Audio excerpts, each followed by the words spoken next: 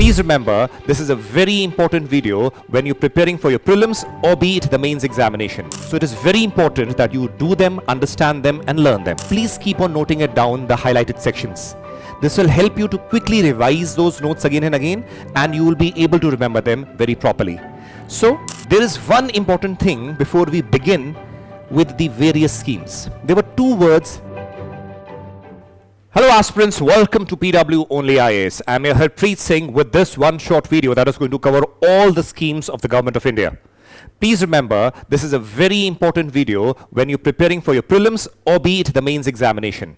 Particularly in the mains examinations, multiple questions directly or indirectly are asked from the government schemes. So it is very important that you do them, understand them and learn them. One advice from my side is when you're watching this video, I would request you to have your registers and pens with you, so that when I'm telling you or talking about the various schemes, you please keep on noting it down the highlighted sections. This will help you to quickly revise those notes again and again, and you will be able to remember them very properly. So, moving ahead, this is the Telegram account. This is my Telegram account where you can basically find this particular PDF later on. Along with it, various other topics regarding anthropology optional, geography, and various stuff associated with the Union Public Service Examination. So, there is one important thing before we begin with the various schemes. There were two words with respect to every scheme you're going to find when you're going to read or discuss the schemes. One is going to be the central sector scheme and the second is going to be the centrally sponsored scheme. Whenever we will read some schemes, you will be seeing whether the scheme is a central sector scheme or whether it is a centrally sponsored scheme. So we are not going to repeat it again and again what it basically means. It is very important for you to understand. Whenever I talk about any scheme being a central sector scheme, it means the 100% finance is by Government of India. That is the Union Government. This should be very clear in your mind. If I say this particular scheme is a central sector scheme, that means the complete financing is done by the Union Government, that is the Government of India. Whenever I talk about a scheme being a centrally sponsored scheme, now the important thing is over here, the financing over here is going to involve the Government of India,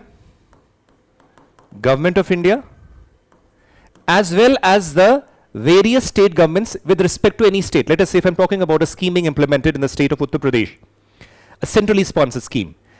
A part of it is going to be financed by the Government of India and the part by that particular state. So over here, state government. Let's take an example. Let's say there's a particular scheme, example, there's a particular scheme A. Let us say scheme A. Now over here, let us say a financing model can be that, let us say 90% by Government of India, whereas let us say 10% by state government. Right? Generally, this model is followed when you talk about states which are hilly or a little more backward. Then this model is generally followed where the Government of India basically puts more finance or more effort for the development of that particular region for the implementation of that scheme. Now, if I talk about, let us say, another model, possibly, it can be, let us say, 60-40. 60 by Government of India, or 40 by state government. Now this model can change, right? This model can change. So please understand that very carefully. Any scheme, right? So any scheme, there can be various models of percentage, 90, 10, 60, 40, 55, 45, anything. For that matter, doesn't make any difference. That is a model that is basically what is to be followed is prescribed in prior to the implementation of the scheme. So these two words, central sector scheme, 100% financing by the Government of India, centrally sponsored scheme where the role is played by the Government of India as well as the state government for the financing. Let's now move to the various schemes. So this slide basically talks about, let's begin. So we're going to start with the various schemes of the Government of India. Let's begin one by one. So the first ministry we are taking is Ministry of Agriculture and Family Welfare. Let us see.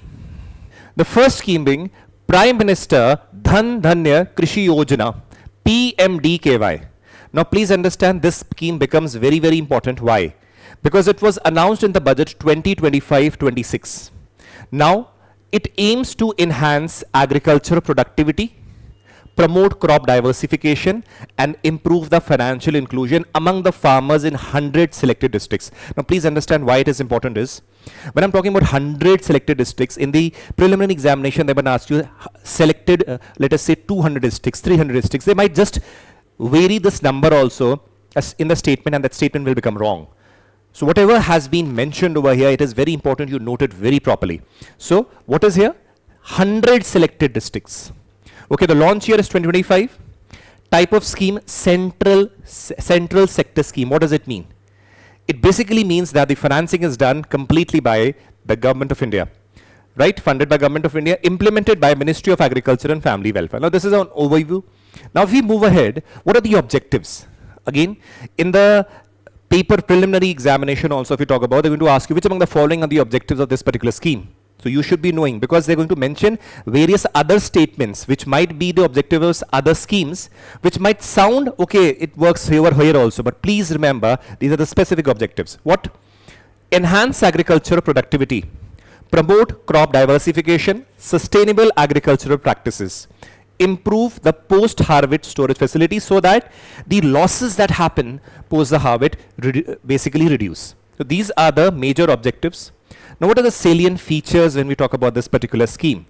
Now see, firstly is selection of the districts. If in the initial overview you saw 100 districts we are talking about, so how they are being selected? So see, basically it is focusing on the 100 selected districts which is based on certain criteria. Now this can be asked in your paper. What is the criteria being followed to select the districts in where the scheme is going to be implemented? That first, low productivity, moderate cropping intensity, and limited credit access. So these are the three major criteria on the basis of which the districts are going to be selected, these 100 districts, right? Let's move ahead.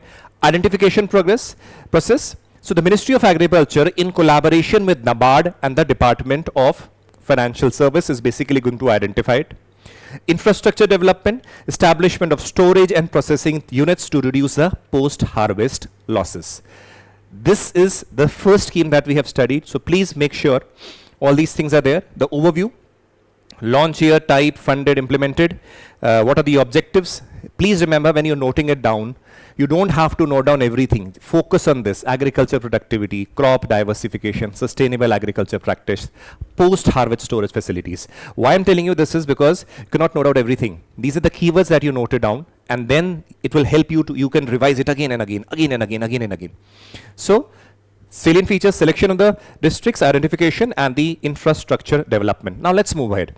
Rural Prosperity and Resilience Program, RPRP. Now this again was launched in the Union Budget 2025-26. It aims to enhance, again very similar, agriculture productivity, promote sustainable practices, improve financial inclusion among the farmers in selected rural regions. Now please understand one thing.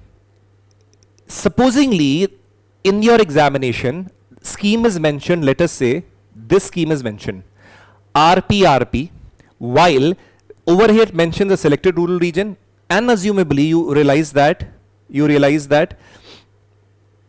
the objective is written of this particular scheme with 100 selected districts. So please understand these are the small things where UPSC makes a fool of you and you lose your marks. So you need to be very particular. What is the objective? What is the overview of which scheme? Okay, let's move ahead. Again, funded by launch 2025, type of scheme, central sector scheme, Government of India, Ministry of Rural Development obviously plays an important role, but overall Ministry of Agriculture also plays an important role over here. Next, nodal ministry over then objectives, focus on empowering the local communities, creating sustainable livelihood, implementing climate adaptation strategies, address unemployment in agriculture through skilling, investment and technology. Again, they're basically trying to transform or value add to the lives of the farmers.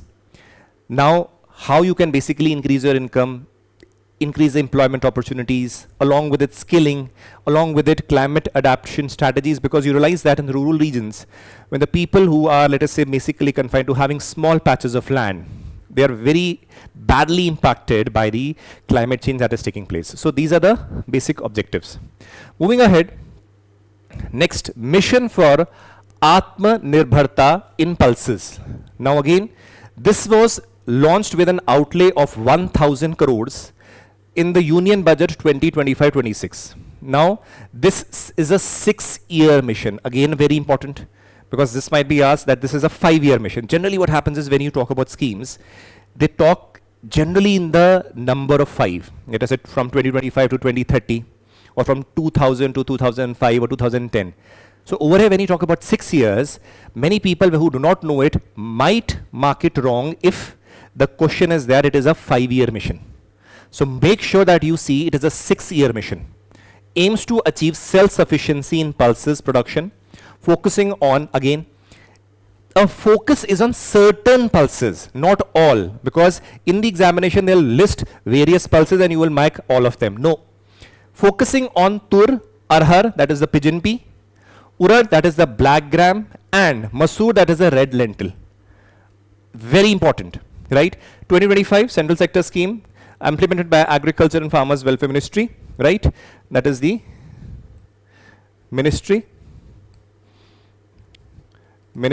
of Agriculture and Family Welfare.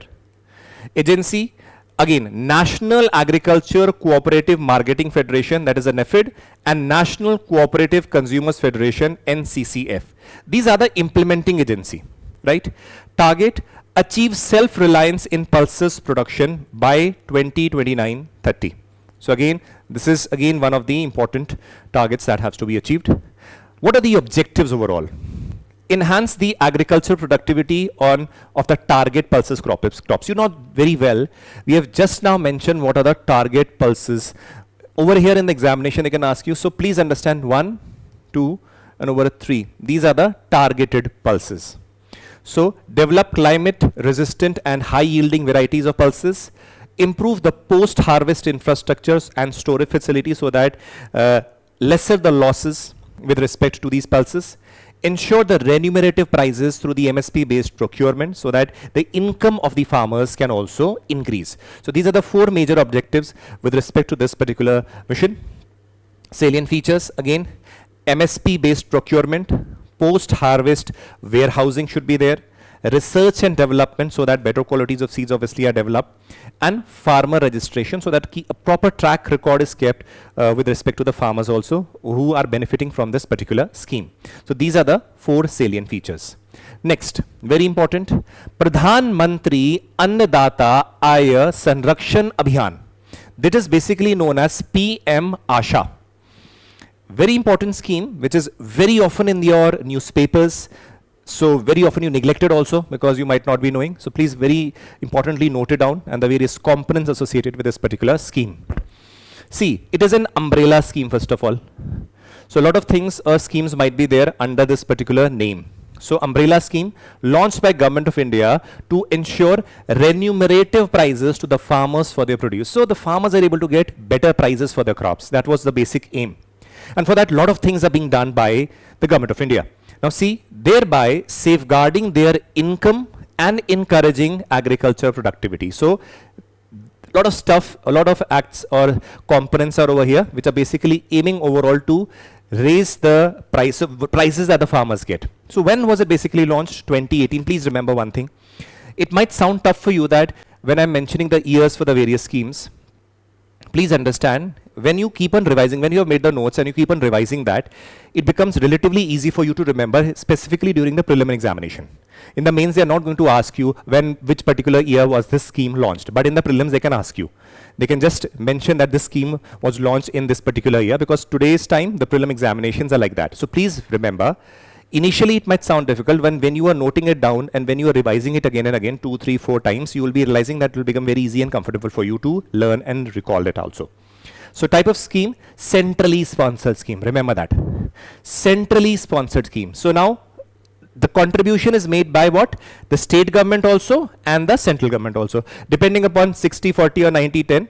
That is basically we see with respect to those which are, let us say, the Himalayan states or northeastern states. Over there the ratio is 9:10, or that is 90:10, 60:40 for the other particular states. For the union territories, obviously we see that 100% contribution is made by the central government, where the legislatures are not there. That is the case, right?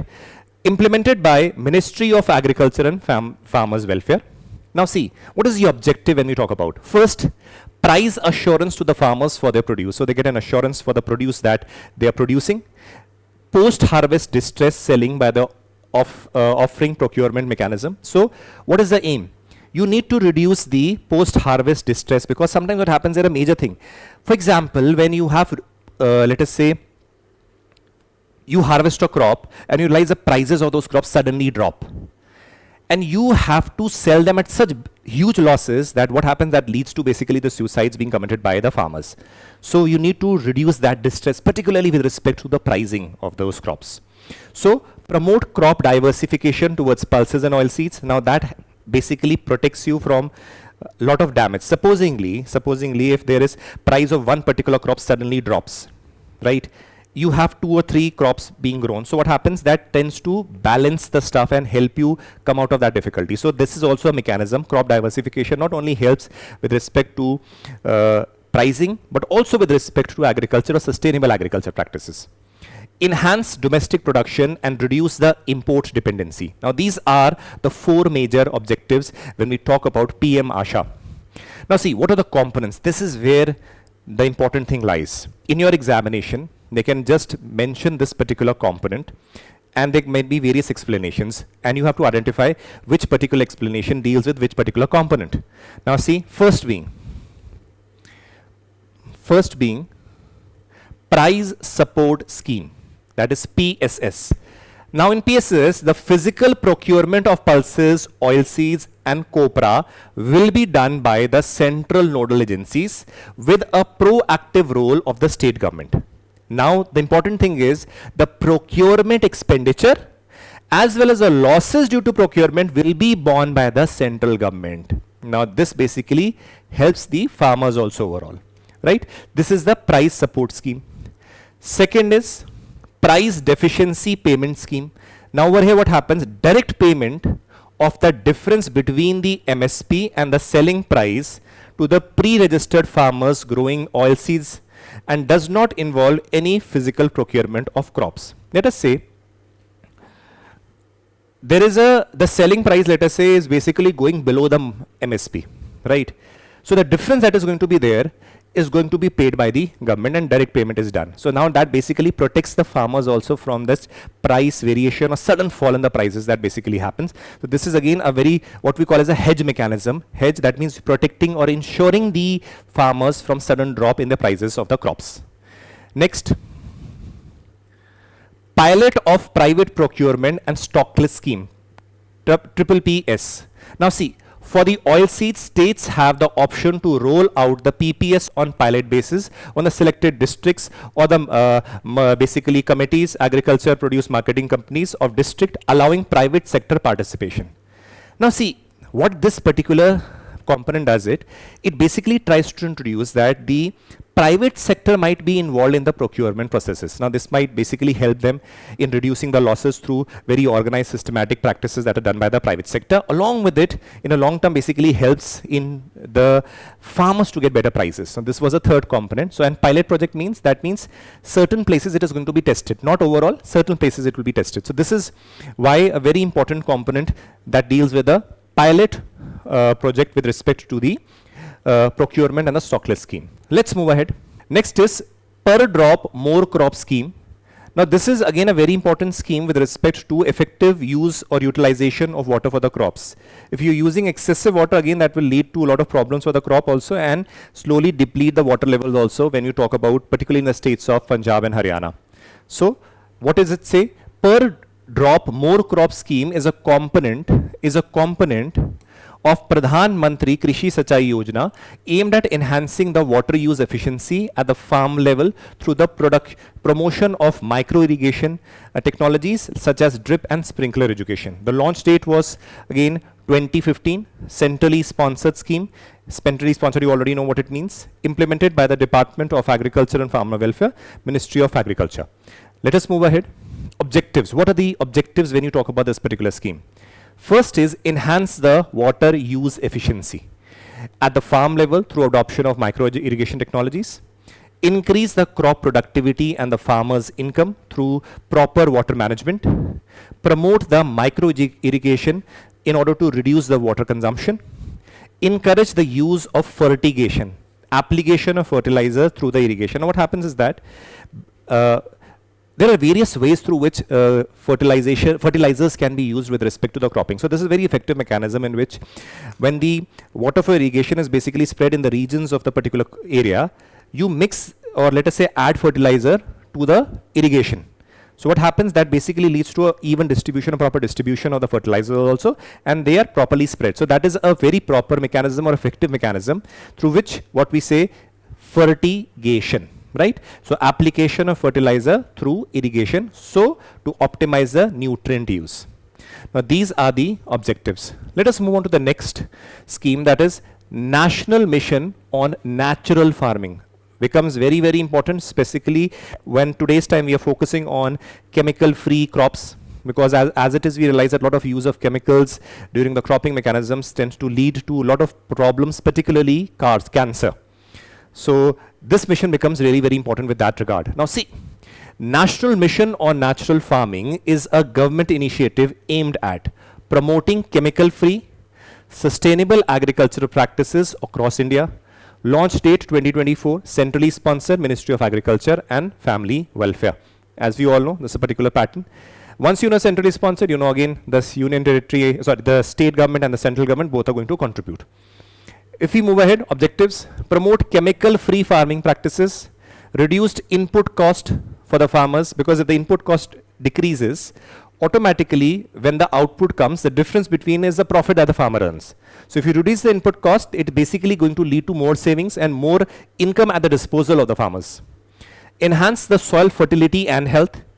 Ensure the availability of safe and nutritious food. Next, what are the features?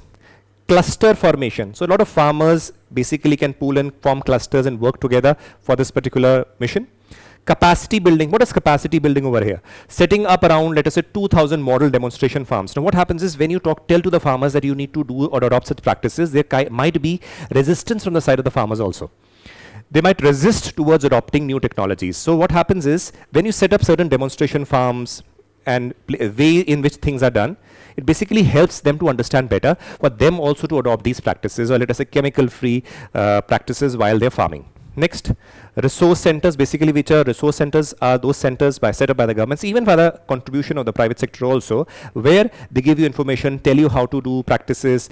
These are resources, or for that matter, they even guide you in which the things have to be done. Accordingly, certification assistance. So if you have completed certain course, or let us say you know how it has to be done, so government can give you certain certificates. Assistance with respect to that also are done through the collaboration with the resource centers. Now if we move ahead, National Mission on Edible Oil Palms, right? Oil palms. Now this is very important because repeatedly questions of this form have been asked in the prelims also and in the mains examination also. Now please understand, the mission over here we realize that aims at boosting the domestic production of oilseeds to achieve self-sufficiency and reliance in the edible oil and reduce dependency on the imports. We are very heavily dependent with respect to them, on the imports from the other countries. So it is very important that we reduce them. With respect to that, this mission had been basically launched. Now, the mission addresses challenges such as low productivity, high import bills by promoting the cultivation of key oilseeds crops and enhance the extraction, or basically the very effective mechanisms through which the production can be taken place. So overall, what the aim is, you basically achieve self-reliance so that the demand that is generated from the country itself is met by the production from the company itself, rather than being dependent on the other countries, especially the Southeast Asian nations. Now the launch year 2024, centrally sponsored scheme implemented by Ministry of Agriculture and Farmer Welfare. Now Target. What are the target? Now, see, these are certain things which become important. Earlier, what used to happen is, when UPSC used to ask questions, they basically used to ask questions with respect to what are the aims and objectives of a particular scheme. They might add one more statement with respect to launch year and all to make it a little complex. But today's time, UPSC is also asking what are the possible targets of that particular scheme. So you should be aware of that. Now, increase primary oil production from 39 million tons 2020-23 to 69.7 million tons by 2030-31. Next, aims to enhance the domestic edible oil production to 25.45 million tons by 2040, meeting around 72% of the projected domestic requirements. So that if you fulfill that, particularly you will be able to meet 72% of the requirement, and slowly we will see that if we are able to achieve this, the next target would be 100% meeting the requirements through the domestic produce. Objectives: achieve the self-reliance in edible oil production, enhance farmers' income, reduce the import burden, promote sustainable agriculture practices in the oilseed cultivation. So you realize these are the keywords among all the statements. Other things are just merely vocabulary or addition to these statements. These are the core ideas which you should be noting down. Clear? Okay. National Mission on Edible Oil Palms. Let's move ahead. Agricultural Infrastructure Fund. Agricultural Infrastructure Fund. Previously, question on this has been asked. Now this becomes, that is why important also, because this has been asked when this basically program was launched. Again, these schemes which are a little bit old also, few years old also. Please remember, that does not mean that they are not going to be asked. Many people have a myth in their minds that only the scheme which is just currently launched will be asked in the prelims. Please remember, there is no such thing or restriction on UPSC. So when the schemes are being done, please do it properly. Agricultural Infrastructure Fund was launched to provide medium to long-term debt-free financing, debt financing for investment in viable projects related to post-harvest management infrastructure and community farming assets. Now this is basically the major aim of what the AIF basically aims at. 2020 Central Sector Scheme, Government of India, Ministry of Agriculture, very well known. What is the target? Mobilize 100,000 crores for agricultural infrastructure projects by 25-26. Now that is basically an aim. Now see, objectives: provide medium to long term debt financing for the investment in viable projects for the post-harvest management infrastructure. Next, improve the marketing infrastructure to allow the farmers to sell directly to the larger base of consumers. Reduce post-harvest losses. Facilitate and promote private sector investment, and so that the funds can be generated for the agriculture fund, AIF. The fund aims to address the lack of adequate agricultural infrastructure. Now these are some of the important objectives with respect to AIF. This has been asked earlier also. It can be asked again, important for prelims and mains. Please note, when you are doing it now, doing it properly, multiple times revision, it will help you not only in prelims but also mains, where questions on schemes are regularly asked. In your mains examination, they'll ask you provisions also, what are the aspects associated with that. And while you're writing answers also, then also it will help you by giving the recommendation that this was a scheme that was done or the effort taken by the Government of India. Okay, next, Pradhan Mantri Fasal Bima Yojana. Again, a very important scheme, which is basically a crop insurance scheme designed to provide financial support to the farmers in the event of crop loss or damage due to various calamities, pests or diseases that might occur. Now, launch year is 2016, centrally sponsored scheme. Ministry of Agriculture is basically implementing it. Objectives: provide financial support to the farmers suffering because of the crop losses, right, due to some unforeseen events that might occur. Stabilize the income of the farmers to ensure the continuance in the farming. Encourage farmers to adopt innovative and modern agricultural practices and ensure the flow of credit to agriculture sector. Now, along with it, it basically aims at promoting crop diversification, enhancing agricultural growth and competitiveness of the agriculture sector. Important here, please understand. In the particular scheme, they have mentioned ensuring flow of credit to agriculture sector, contributing to food security, crop diversification. Now, when you're talking about the scheme being asked in your paper, you very well know that this is a particular scheme which deals with the bima, that is insurance, right? And the objective over there will be crop diversification. Now, you will be seeing, okay, the scheme is about bima or insurance, how come crop diversification might take place? Over there you will mark it wrong. But it is mentioned in the scheme, so that is why UPSC is going to take what is mentioned in their official document. That is why we tell, when you have read certain schemes properly, in the examination when it is asked, where you don't have to use your extra mind, you know, because it was mentioned, you have to mark it. That is why we tell you to read these schemes. Otherwise, what will happen? You'll use your extra mind here in your papers, and possibly your logic might not work there, and then you'll mark it wrong. So that is why please see these particular things are very, very, very important, like competitiveness. Clear? Let's move ahead. Others, now these are the salient features. Now please understand. Premium rates. Farmers pay a uniform premium of 2% for the Kharif crops, very important, 1.5% for the Rabi crops, and 5% for annual commercial or the horticulture crops. Now please understand, this is very important, the core of this particular scheme, this percentage. This can be varied in your paper, where they might ask you, Kharif crop, let us say, is 1.5, then this is 2 and all. They can just miss and match it. So please remember, you should be remembering this. And the balance premium is subsidized by the government. Coverage covers all food and oilseed crops and an annual commercial horticulture crops for which the past yield data is available. Risk covered, comprehensive coverage against non-preventable risk such as droughts, floods, pests, diseases from the pre-sowing to post-harvest stages. Very important, all these things, right? Area approach, unit of insurance shall be village or village panchayat for the major crops. Clear? So this is again some things that you should be remembering as a salient features or the core idea of this particular scheme.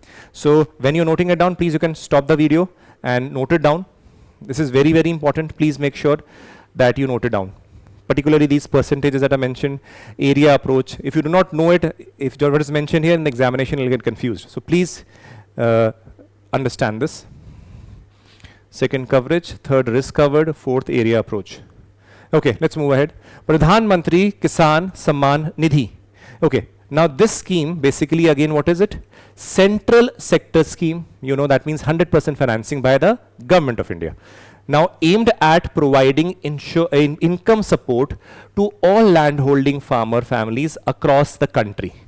Clear? So launch year is 2019, Central Sector Scheme, Government of India, Ministry of Agriculture and Family Welfare. What are the objectives? Important. Provide income support. See over here. Providing income support to all the eligible landholding families. Enable farmers to procure necessary input for crop production. That means procuring necessary inputs. Ensure proper crop health and high yield. Crop health and high yield. Reduce financial burden. Very important.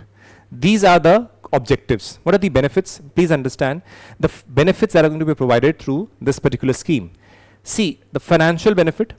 Rupees 6,000 per year is provided to each eligible farmer, whoever fall in the category of the eligibility, only them will be given 6,000 per year in 3 equal installments of 2,000 each every 4 months. This is a very huge scheme for the benefit of the farmers. Second, now over here please understand, when I mention 3 equal installments, this becomes very important for you. Why? They might ask you that it has to be paid at one time, or they might ask you it has to be paid in 2 installments just to change this value. See, this is where UPSC plays its game. So you should be clear. It is 3 installments, 2,000 each every 4 months, right? Direct transfer, direct benefit transfer, directly transferred to your bank accounts. Exclusions. Now please understand, among the farmers that we have who were excluded from the benefit, who cannot apply for this particular Nidhi scheme, right? Now see, all institutional landholders, all persons who paid income tax in last assessment year, professionals who are doctors, engineers, lawyers, chartered accountants, registered with professional bodies, carrying out their profession by undertaking practices, along with it, whether they are farmers also. If you are this also, you will not be allowed. Families holding constitutional post, serving or retired officers, employees of the state or the central government, as well as PSUs and government autonomous bodies, Pensioners receiving a monthly pension of over 10,000 rupees will also be not eligible for this particular scheme and the benefits associated with that. This can be asked in your paper. Who all are excluded from the Pradhan Mantri Kisan Samman Nidhi? They will list you 5, 3, 6 things. This is what you should be knowing, because once you have read it few times, you automatically are able to recall also in your examination. Okay? Okay, let's move ahead. Mission for Integrated Development of Horticulture. Now please understand, horticulture is something that is being emphasized by the Government of India repeatedly, particularly in the northeastern region and the hilly regions, also the regions which have the temperate climate. And there is a rapid demand also, because when you talk about horticulture, you realize that it is not only vegetables, it also covers a sub-component inside the horticulture, that is floriculture. Now if you see, a lot of celebrations take place every year, marriages take place, decoration. So there is a very huge demand of this particular sector, particularly with respect to aesthetics, flowers and all. Right, so please understand, this is very, very important and very rising with respect to revenue generation. Many traditional farmers who you earlier used to grow traditional crops have shifted to various horticultural crops or even growing flowers because the commercial demand is there. So understand this. Mission for the Integrated Development of Horticulture is a comprehensive scheme by the government that is basically aiming at promoting the holistic growth of in the horticulture sector. Launched year 2014, centrally sponsored scheme, and Department of Agriculture, Cooperation and Family Welfare, as we all know. What is that? What are the targets associated with this? Enhance the production of horticultural crop, improve the post-harvest management and marketing infrastructure, increase the income of the farmers involved in the horticulture. These are the 3 major targets. And what are the objectives? Promote holistic growth of the horticulture sector, encourage aggregation of farmers into farmer groups. Aggregation, what means? Coming together. So when they are able to work, let us say there's a farmer just having 5 hectares of land and there are other farmers 10 hectares. So if you let them, let us say, pool or come together, they can basically generate more revenue because they'll be pooling in the resources also. So aggregation basically helps to minimize the input cost. Over here, very useful with respect to the farmers. So enhance the horticultural production, augment the farmer's income. Now very often happens that along with the traditional crops being grown, farmers also use, or let us say use their land for growing horticulture crops in order to supplement their income. That is also very useful. Support skill development. So these are the 4 objectives. Now please understand next, Kisan Credit Card Scheme. Very important scheme. It is not something that is new. It has been continuing for a very long time. But obviously we realize that in today's time, when we see a lot of digitization is taking place, access to digital technologies is taking place, these credit cards also, Kisan Credit Card also has more relevance now. Now see, Kisan Credit Card Scheme aims at providing farmers timely and adequate credit to meet their agricultural needs. Now, launched initially in 1998, it is a centrally sponsored scheme implemented by the, obviously, Department of Agriculture, Cooperation and Farmer Welfare under the Ministry of Agriculture and Family Welfare. Objectives: short-term credit, meet the short-term credit requirements for crops, post-harvest expenses. After the harvest, there might be various expenses, and for that you require immediate fund, which you might not be having. So you can use this. Finance expenses related to the post-harvest activities, marketing loans, providing funds for marketing of produce, consumption needs, cater to the consumption requirements of the family household. For the household also who is a farmer, might need it for various requirements regarding their consumption, so that can be met through this. Working capital. Now working capital is basically so that the normal activities for the can basically carry on. So offer working capital for maintenance of the farmer assets and the allied activities. Investment credit, support investment in the agricultural and the allied sectors. Now these are the 6 major objectives with respect to the Kisan credit card. Let's move ahead. Digital Agricultural Mission, very important because it was launched in 2024, so not old. So these become very important because this involves the digital component associated with the agriculture. Now they can very well ask you in your prelims as well as your mains examination. So see here.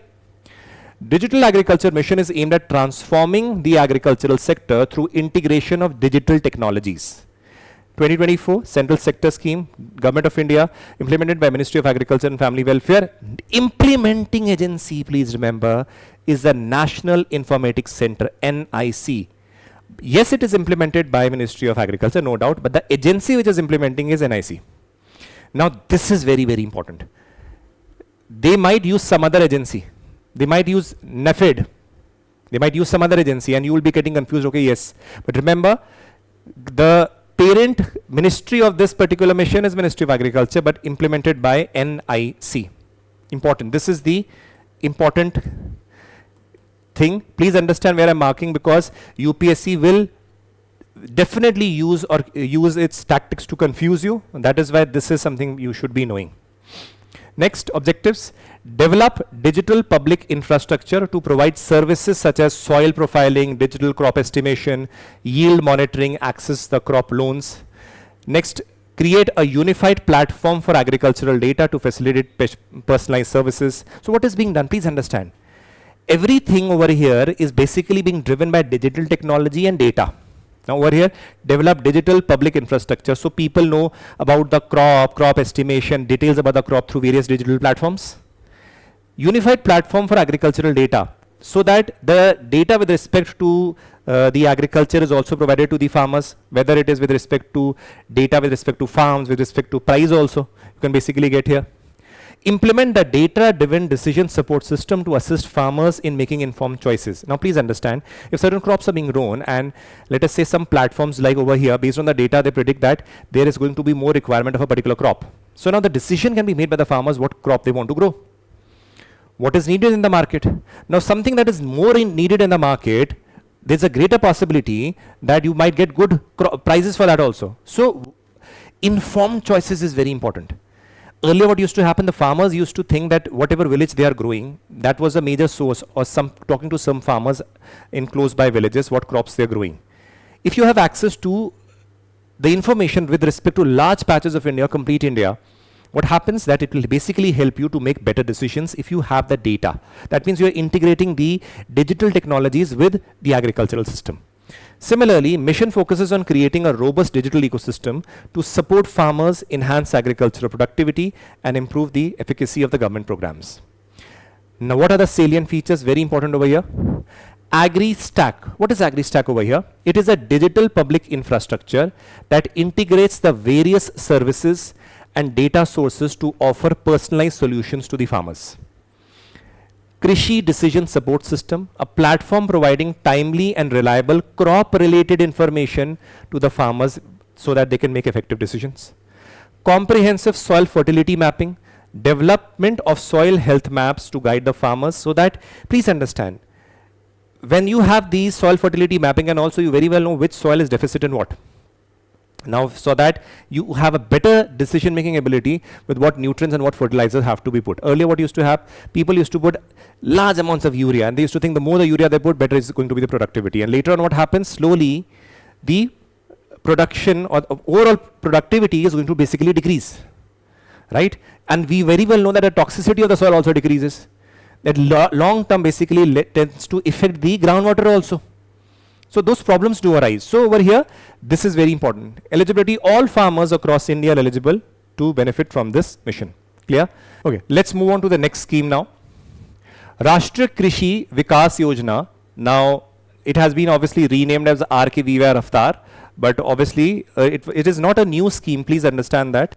It is not a new scheme. It is something that was launched in 2007. It has been renamed and restructured. Let's see. So, basically, it aims to incentivize the states to increase the public investment in the agriculture and the light sector. Now, why do you want to increase it? Basically, they want to boost the agriculture sector. Again, boost the production, boost the farmer's income. So, overall holistic growth of the agriculture sector is required. So, this basically aims at that public spending is done more on with respect to the agriculture sector. Now, see, so that holistic development of the sector takes place. Now, see over here. Launch year is 2007, type of scheme, centrally sponsored scheme, implementing agency, Ministry of Agriculture and Farmers Welfare. What are the objective now? Please see, to make farming a remunerative economic activity, strengthening farmers' effort, mitigating risk, and promoting agricultural business entrepreneurship. Clear?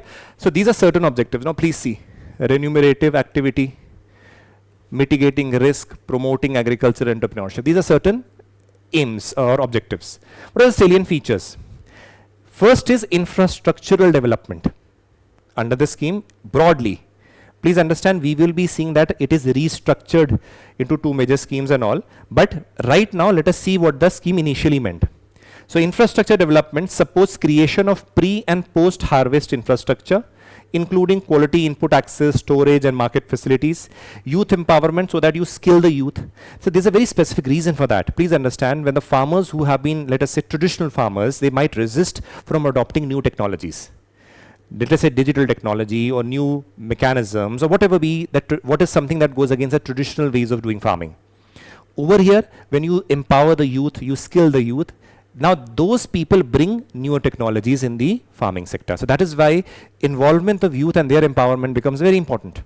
Next is value chain addition, whether it is the pre-sowing time, other than the harvest time or the post-harvest time. So there's proper mechanisms there, proper value addition chains in with respect to whole supply chain management is there.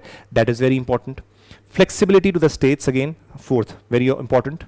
Now please understand, this is something very important. Now see, in October 2024, the Union Cabinet has approved a rationalization of all the centrally sponsored schemes under the Ministry of Agriculture and Family Welfare into two comprehensive umbrella schemes. So a comprehensive umbrella schemes have been created. Now please understand, when we read this scheme, this is something which we originally had the scheme in the form of 2007, since 2007. Now what happens? In 2024, a restructuring took place where rationalization of all the centrally sponsored schemes under the Ministry of Agriculture, Family Welfare into two comprehensive umbrella schemes. What are these two comprehensive umbrella schemes? First, Pradhan Mantri Rashtriya Krishi Vikas Yojana, that is PM-AASHA. This schemes aims to promote sustainable agricultural practices across the country. So what is the important thing? Promote sustainable agricultural practices. Next, Krishnayotni Yojana. Now what happens? This initiative focuses on enhancing food security and achieving self-sufficiency. Now see, food security and achieving self-sufficiency. This can be asked in your paper.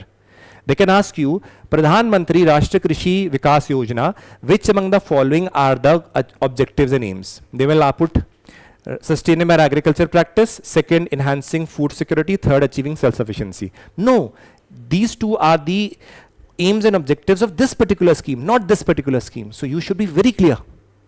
What is a core idea that is being underlined or put into these boxes and all. So please make sure you understand them. Now please understand, under each particular umbrella scheme, there are a lot of schemes. And you should be knowing that, because they would put, let us say in the examination, preliminary examination, let us take the example. Now Pradhan Mantri Rashtriya Krishi Vikas Yojana, there are a lot of dimensions associated with this. Let us say 9 parts over here. Now under this particular schemes also, they have so many, let us say, components. You might be confused, or UPSC will make you confused by putting some components under other scheme and asking you which among the following schemes are under this particular scheme. That is why you should be clear. Let's see. Under PM-AASHA, soil health management aims to improve the soil fertility and health through various interventions. Rainfed area development targets the development of rainfed areas to enhance the productivity. Agroforestry promotes integration of trees and forest into the agricultural system, that basically helps to create a microclimate which is useful for the crops first. Secondly, it tends to add, let us say, give requirement shade that is required by the crops. Third, the trees that are grown basically after some time can be sold in the market and revenue can be generated from that also. And obviously it basically helps to balance the nutrient supply in the soil also. So a lot of benefits are there. Paramparagat Krishi Vikas Yojana encourages organic farming, right? Agriculture mechanization, including crop residue management. These are the 5. Please, whatever is mentioned in these yellow, I would request you all to quickly write them. Why? Because these are the things that when you can revise during the, just prior to preparation, your examination, very useful to you. Per drop more crop enhances water use efficiency. Next, crop diversification program encourages cultivation of diverse crops. Accelerator fund for agriculture startup supports innovation and entrepreneurship in the agriculture sector.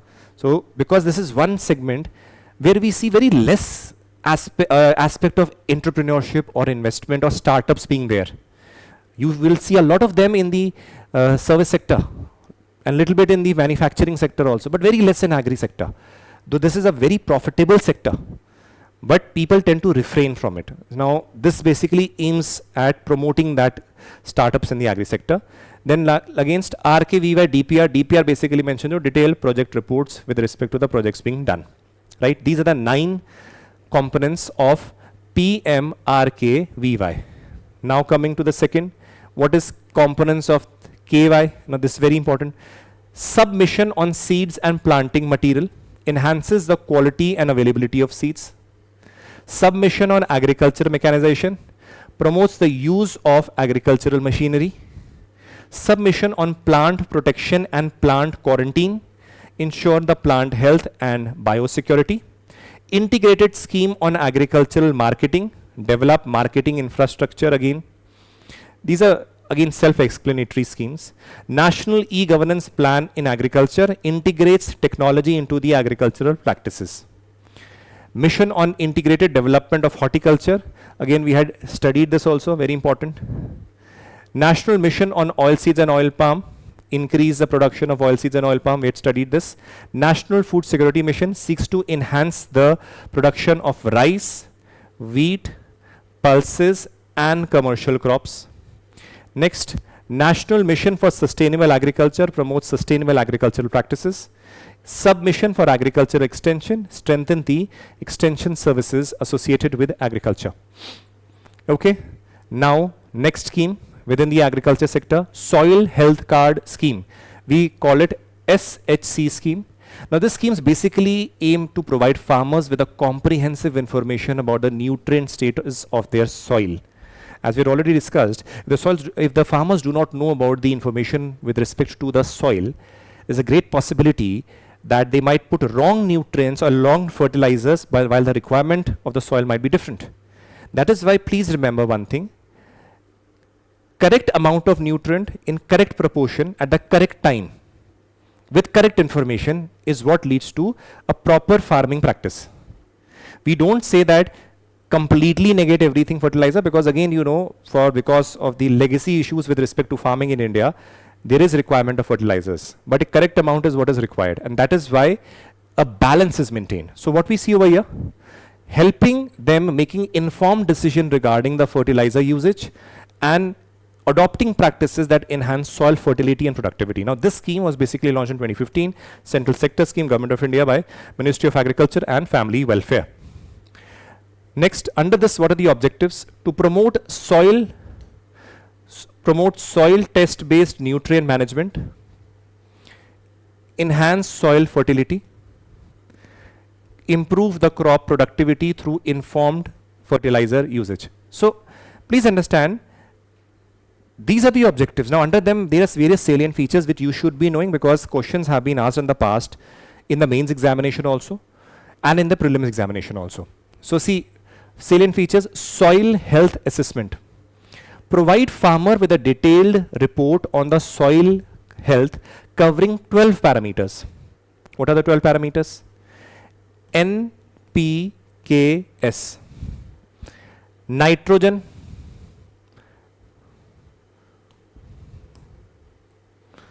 Nitrogen, phosphorus, potassium, sulfur. Nitrogen, phosphorus, potassium, sulfur. Macronutrients: zinc, iron, copper, manganese, boron. Micronutrients. And pH level, whether it is how much acidity is there or how much alkalinity is there, that is there. Electrical conductivity and organic carbon, or how much carbon content is there. Now, these are the things that you should be knowing. What they can do, please understand, in your paper, they can ask you which among the following macronutrients are involved in the soil health card. They will write zinc, iron, copper, and so on. Please remember, firstly, these are not macronutrients, these are micro, so all of them would be wrong. Second thing can be, if they write micronutrients only, if they write only micronutrients and then they ask zinc, iron, copper, they will write magnesium, manganese. And then when they ask only one, only two, all three, all, which among they are right? You know very well that magnesium is not there. Manganese is there. That is why where I am marking or coloring in these colors, it becomes very important for you. These are the core areas through which UPSC basically asks the question. Clear? Okay. Personalized recommendations. Personalized recommendations offer crop-wise recommendations for fertilizers and soil amendment tailored to the specific needs of the soil. So again, recommendation is there, personalized recommendation. That means with respect to particular crop, particular soil, recommendations are made. Regular updates. Soil samples are tested and soil health cards are issued to farmers every 3 years. Again, remember, every 3 years. This is the core thing that you should be remembering. Every 3 years, not 2 years, not 4 years, not 5 years, not 1 year, 3 years. Village level soil testing labs, VLSTL, are small decentralized soil testing laboratories that operate at the local level so that you can get the results and know what is required. Clear? Soil health cards. Next is Rainfed area development. Rainfed area development, see over here, launched in 2011-12. The Rainfed area development program aims to enhance agricultural productivity and sustainability in the rainfed areas through integrated farming system approach. Now, what is the launch here? 11-12, centrally sponsored scheme implemented by Agriculture and Farming Ministry. Objective. Objective, please understand. Enhancing the agriculture productivity and the farmer's income in the rain-fed areas by promoting sustainable farming practices, by diversifying the farming systems to mitigate climatic risk and thereby reducing the poverty and improving livelihood. Now please understand, in the paper it can again ask you, rain-fed area development basically aims at reducing poverty, improving livelihood, or these things can be mentioned. So you should be clear about it. It is mentioned in the scheme. Right? At that time, if you have not read, you might get confused. So what is salient features? Integrated farming system, which basically deals with encouraging combination of crops, horticulture practices, keeping livestock also, fishery also, agri-forestry and other activities, so that you are basically maximizing the revenue that is generated for the farmers. That means you are raising the income. And along with it, please understand, you are mitigating the risk. For example, if you have grown a particular crop, and you have livestock, you have fisheries, and supposingly a very huge hailstorm comes, and that hailstorm completely destroys your crops. So that means if you are depending only on crop, so complete loss. On the other hand, if you have livestock, if you have fisheries and also, at least you can supplement, or you know that this income is there that is going to save you in case of any problem that arises. Next, financial assistance provides up to 30,000 per family for adopting integrated farming systems. Right? Next. So we have done with the Ministry of Agriculture. Clear? We have done with the Ministry of Agriculture. All these schemes which we have done, again, you know that they are very, very important.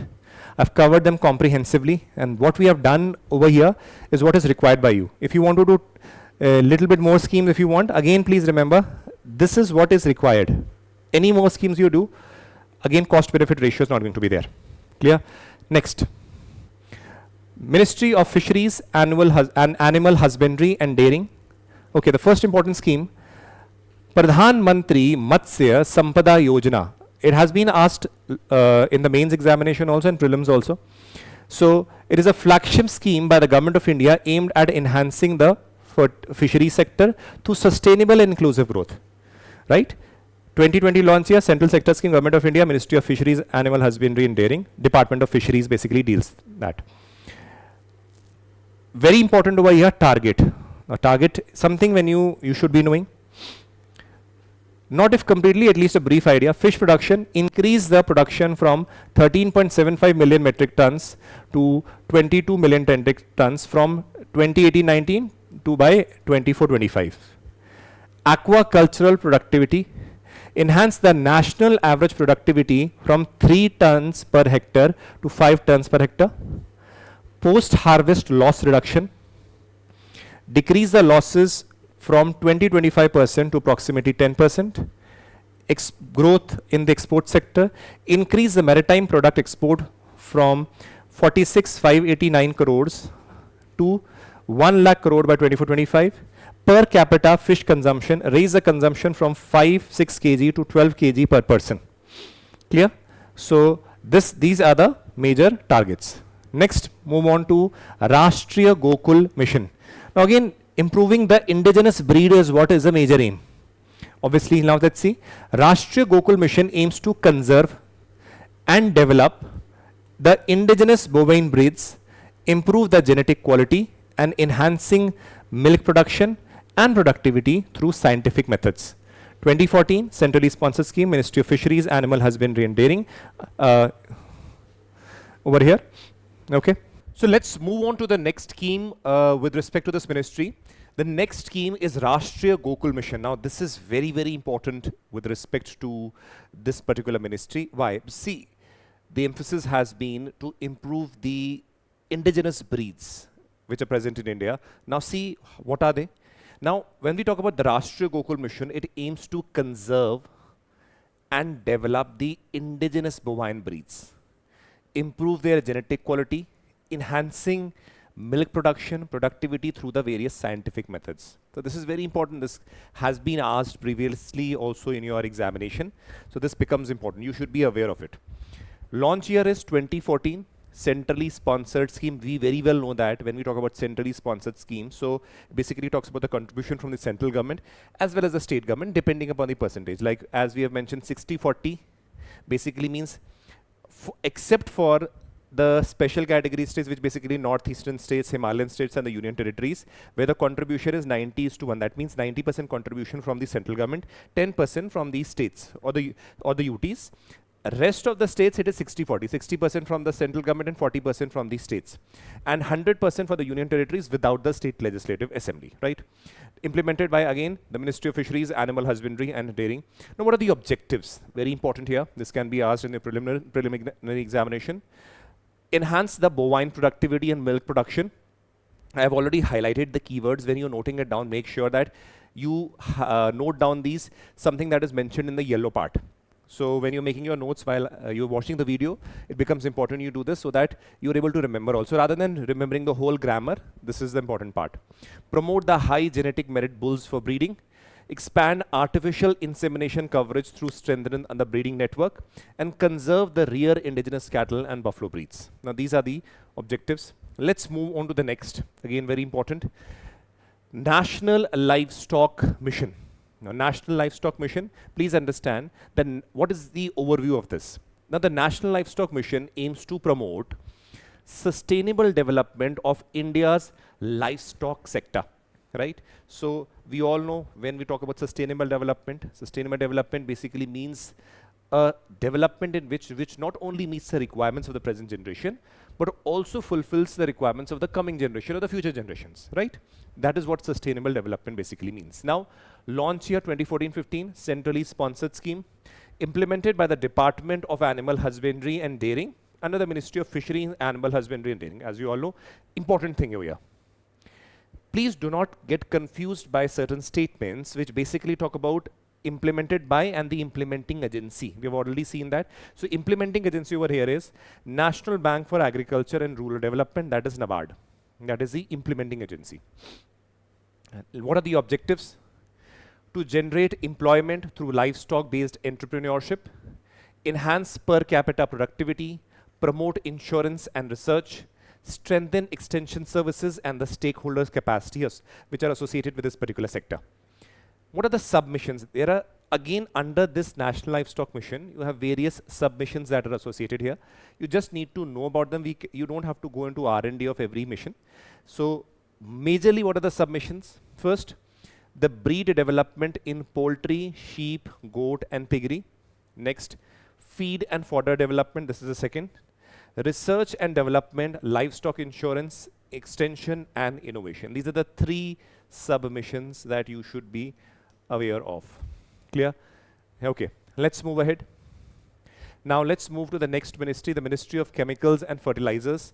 Again, please remember, this is important because questions have been asked here and many questions are asked. So please remember, Ministry of Chemicals and Fertilizers is important. Now see, first, nutrient-based subsidy scheme. What it is, what is the overview, when it was started, and what are the dimensions associated with it? Let us see. The NBS scheme, that is nutrient-based subsidy scheme, is aimed at food security, improving agricultural productivity, and ensuring balanced application of the fertilizer. Very, very important. We very well know that excessive use of fertilizer basically increases the toxicity of the soil. And in the long term, we see that the productivity and the production will decrease. So, a balanced usage of fertilizer is very, very important. So, that is what is being studied over here. The launch year over here is 2010. It is a central sector scheme. That means 100% financing is done by the central government. Funded by Government of India, as you all know, because it is a central sector scheme. Department of Fertilizers under the Ministry of Chemicals and Fertilizers. Now, what it seeks to, please understand, it seeks to increase the phosphorus and the potassium fertilizer usage to achieve the NPK. Nitrogen content, phosphorus and potassium in the ratio of 4:2:1. Now this is what, when applied or used in this manner, is balanced. What is done by the farmers when they lack basically the knowledge with respect to the usage of fertilizer, they tend to put excess of urea, right? Excess of nitrogen in the soil. Now you realize that initially when the green revolution was taking place, when the fertilizer were being applied, it did lead to a rise in productivity and production on a very large scale. But when we see in today's time, we realize that unbalanced usage of fertilizer will not lead to the increase in productivity. It will stigmatize the productivity. So that is why the NPK ratio has to be 4:2:1 in resulting in the improvement in the condition of the soil. Now this is very important ratio. Nitrogen, phosphorus and potassium. This can very well be asked in your prelims as one of the statements, and if it is asked in the mains examination also, you should be aware of this. Clear? Now please understand objectives. What is the objective of this particular scheme? Promote the balanced use of fertilizers to improve the soil health. Encourage competition among the fertilizer manufacturing. So again, if there is more competition, better quality fertilizers would be produced, and obviously we need competition in this sector. Introduce innovative fertilizer tailored to the specific crop needs. Now see, we know that every crop has a certain requirement of nutrients that it requires, right? It is not that every nutrient will work for, every fertilizer will work for every crop, no. Now that is why it has to be tailor-made. If the farmer is growing certain particular crop, what is the exact amount of nutrients that would be required? So now that is also very important. So innovative fertilizer tailored to the specific crop needs. That is why how it's a reason where productivity and production increases when the fertilizers are in the right quantity. Now see, optimize the government expenditure on fertilizer subsidies by linking it to the nutrient content. Very important. Now please understand, there was a new update also with respect to this. New fertilizer inclusion. This can again be asked in your papers also. October 2021, potash derived from molasses, PDM, an indigenously manufactured fertilizer, was included under the NBS regime to promote domestic production. You should be aware of this. They can ask you PDM, that is potash derived molasses, is included in this particular scheme. You will say no, because so we studied NPK. Now this is something different. Please, that is why this is very, very important. Okay. Next. Pradhan Mantri Bharatiya Jan Aushadhi Pariyojana. Very, very important.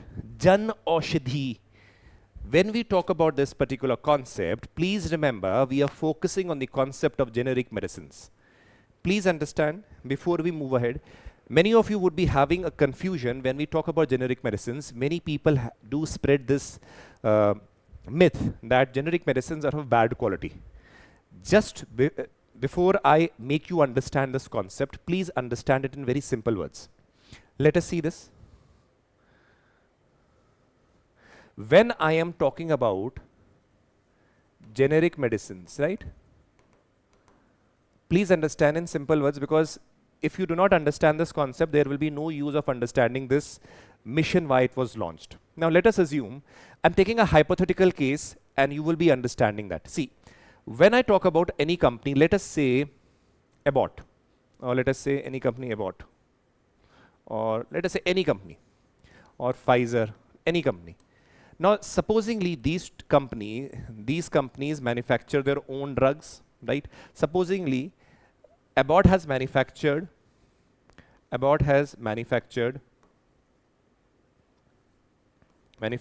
drug for fighting particular disease. Let us assume that a drug, right? Now let us say a drug has to be, let us take, drug has been done R&D and then plus manufacture, etc. So now what happens, if a particular company has to manufacture a particular drug, you will be requiring billions of dollars of research, billions of dollars of experimentation, billions of dollars for the time that it takes, the salaries that have to be paid to top scientists, and a lot of other things. Now see, now supposingly this drug is manufactured, and out of the various, let us say, approvals that it requires for it to be made public, or let us say it is available to the public, a lot of rigorous testing is done, a lot of stages are there. So now let us assume it passes all the stages, and supposingly this drug is brought to the market, brought to the market. Now supposingly each tablet, now assumingly each tablet is, let us say, rupees 1000, or let us assume it is for against HIV, right? Let us assume against HIV. A drug has been manufactured or discovered through various extensive research, right? Now each tablet is for 1000 or even expensive. Now what will happen is, because this particular company, let us say this particular company had put in so much money, now it will require that it gains out of it. Now so what will happen is, for 20 years, let us say, for 20 years, now it has a patent on it, like no other particular company can manufacture a similar drug. Clear? Because it has a proper registration of what the constituents are used, what all dimensions formulae have been used. Now it is registered with a registration authority, that is the Government of India, with indirectly with the Ministry of Chemicals and Fertilizers also. Now for 20 years, no other company is able to use or manufacture a drug. Now let us say 20 years are getting over. We very well know if billions of dollars are spent on a drug, the companies generally recover that amount within 1 or 2 years. And for the next, let us say, 18 years, they make the profit out of it. Now after 20 years, let us say, we realize that after 20 years, we say many other companies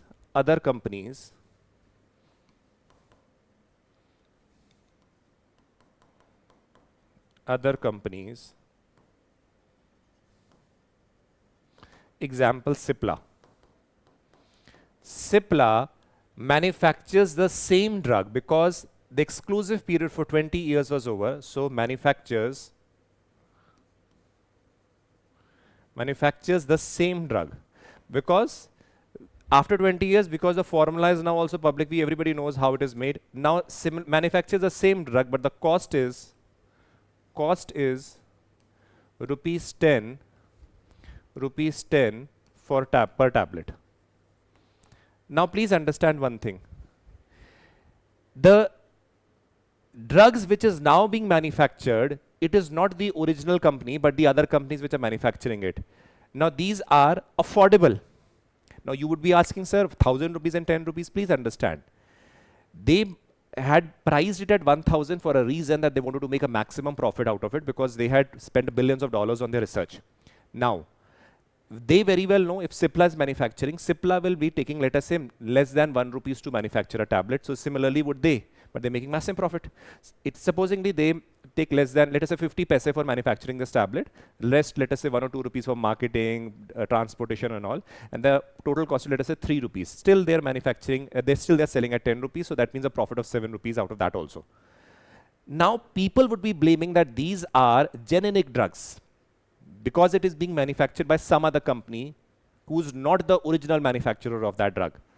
So let us say Cipla. Now what do people do is, companies like Abbott and many other companies who are basically manufacturing these drugs, original drugs, they will be saying that these are cheap quality drugs, do not buy them. Even doctors are paid commissions out of it, do not buy them, do not buy them. And you will be realizing that is why people had this notion that generic drugs are bad. No.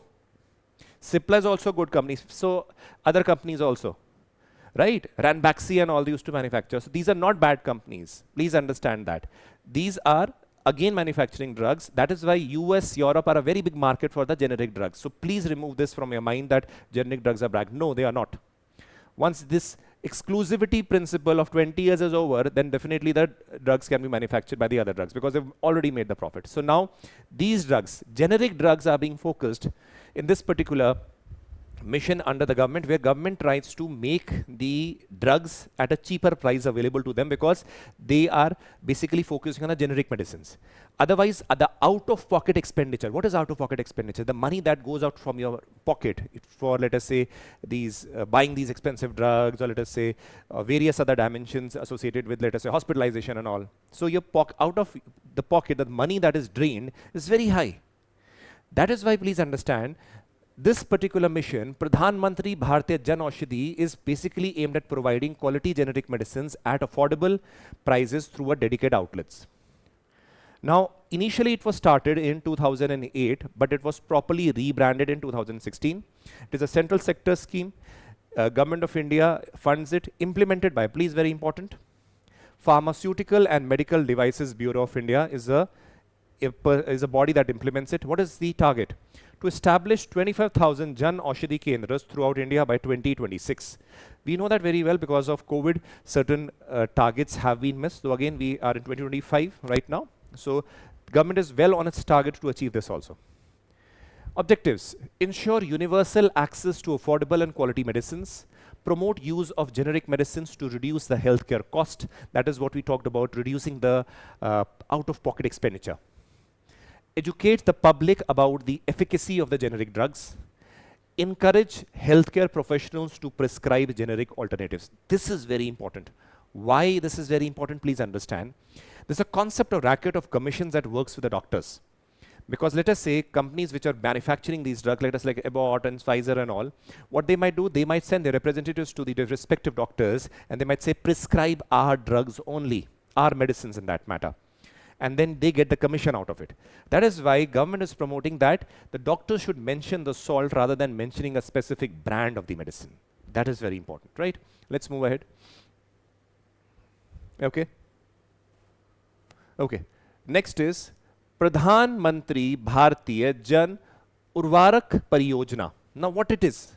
This basically is aiming at one nation, one fertilizer scheme. Now what is one nation, one fertilizer scheme? It aims to standardize the fertilizer branding across India to ensure uniformity and reducing the confusion among farmers. So if there is proper standardization of the fertilizers throughout India, it will be very useful for the farmers as well. Because if there is again variations, it will lead to a lot of confusion. Supposing a farmer is moving from one place to another, then that leads to a lot of problem. That is why this is a very good step taken by the Government of India. Now, launch year 2022, Central Sector Scheme. Government of India funds it. Implemented by the Department of Fertilizer, Ministry of Chemicals and Fertilizer. Target: establish over 3.25 lakh Pradhan Mantri Kisan Samriddhi Kendras nationwide. Now, this is again is a target that the government aims at. What are the objectives? Ensure fertilizer consistent or a proper fertilizer branding across India.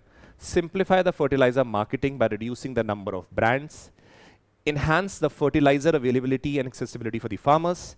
Provide additional services like soil testing and agriculture information under this particular scheme. Clear? Let's move ahead. This is again the objectives. Okay, next. Very important. Scheme for strengthening of medical devices industry. You would have seen very well that when we talk about medical devices, large number of devices are basically imported from various countries, particularly the European nations also. Of late, we were importing from China also. So the emphasis came in the mind of the government that why don't we manufacture it in India? Because we realized that this sector, the medical sector, is going to increase. The number of hospitals are increasing. The number of devices and the instruments that are required are going to increase. So the notion or the emphasis has been that boosted the indigenous industries in this particular sector. So, launched in November 2024 with an outlay of 500 crores to boost India's medical device manufacturing sector. Again, as we know, 2024 Central Sector Scheme, Government of India, Department of Pharmaceuticals and the Ministry of Chemicals and Fertilizer is basically implementing it. Now, what are the objectives associated with that? Important. Develop common infrastructure facilities in the medical devices clusters because you very well know, let us assume there is, let us say, one region, place where, let us say, one component of the medical devices are being created. Let us say there is another cluster over here, another. What happens is, let us say, let us assume there is, let us say, a semiconductor industry, right? Let us say a semiconductor industry here. Now there are, let us say, digital screen creation. Now let us say other medical instruments. So what happens is that if supposingly machines like, let us say, ultrasound machines and all are being there, so what happens? Semiconductor industry is there, screens manufacturing industry is there, a company which basically making these devices will benefit if these other industries are close to it. Yes or no? Because then that is what is known as clustering. That means you basically benefit out of the proximity of these resources that are required or raw material that are required to manufacture a particular product. So these clustering and proper infrastructure, that is what is required here. Next, encourage domestic manufacturing of key components to reduce the imported reliance. Build a skilled workforce through capacity building and skill development initiative. Support clinical studies and safety and efficacy of the medical devices. And next is promote medical device industry through various promotional activities.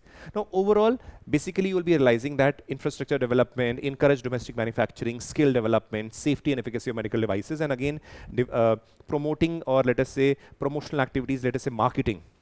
That is very important through various exhibitions, through various, let us say, branding activities, through various promotions, and all need to be done. Now this basically creates market.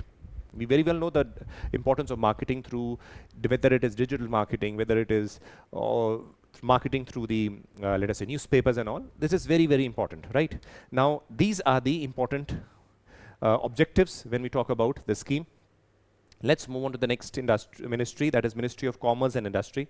Let's see, Startup India. Again, a very, very important scheme that has been repeatedly asked in your prelims and your mains examination. Regularly, what is the scenario? Please understand.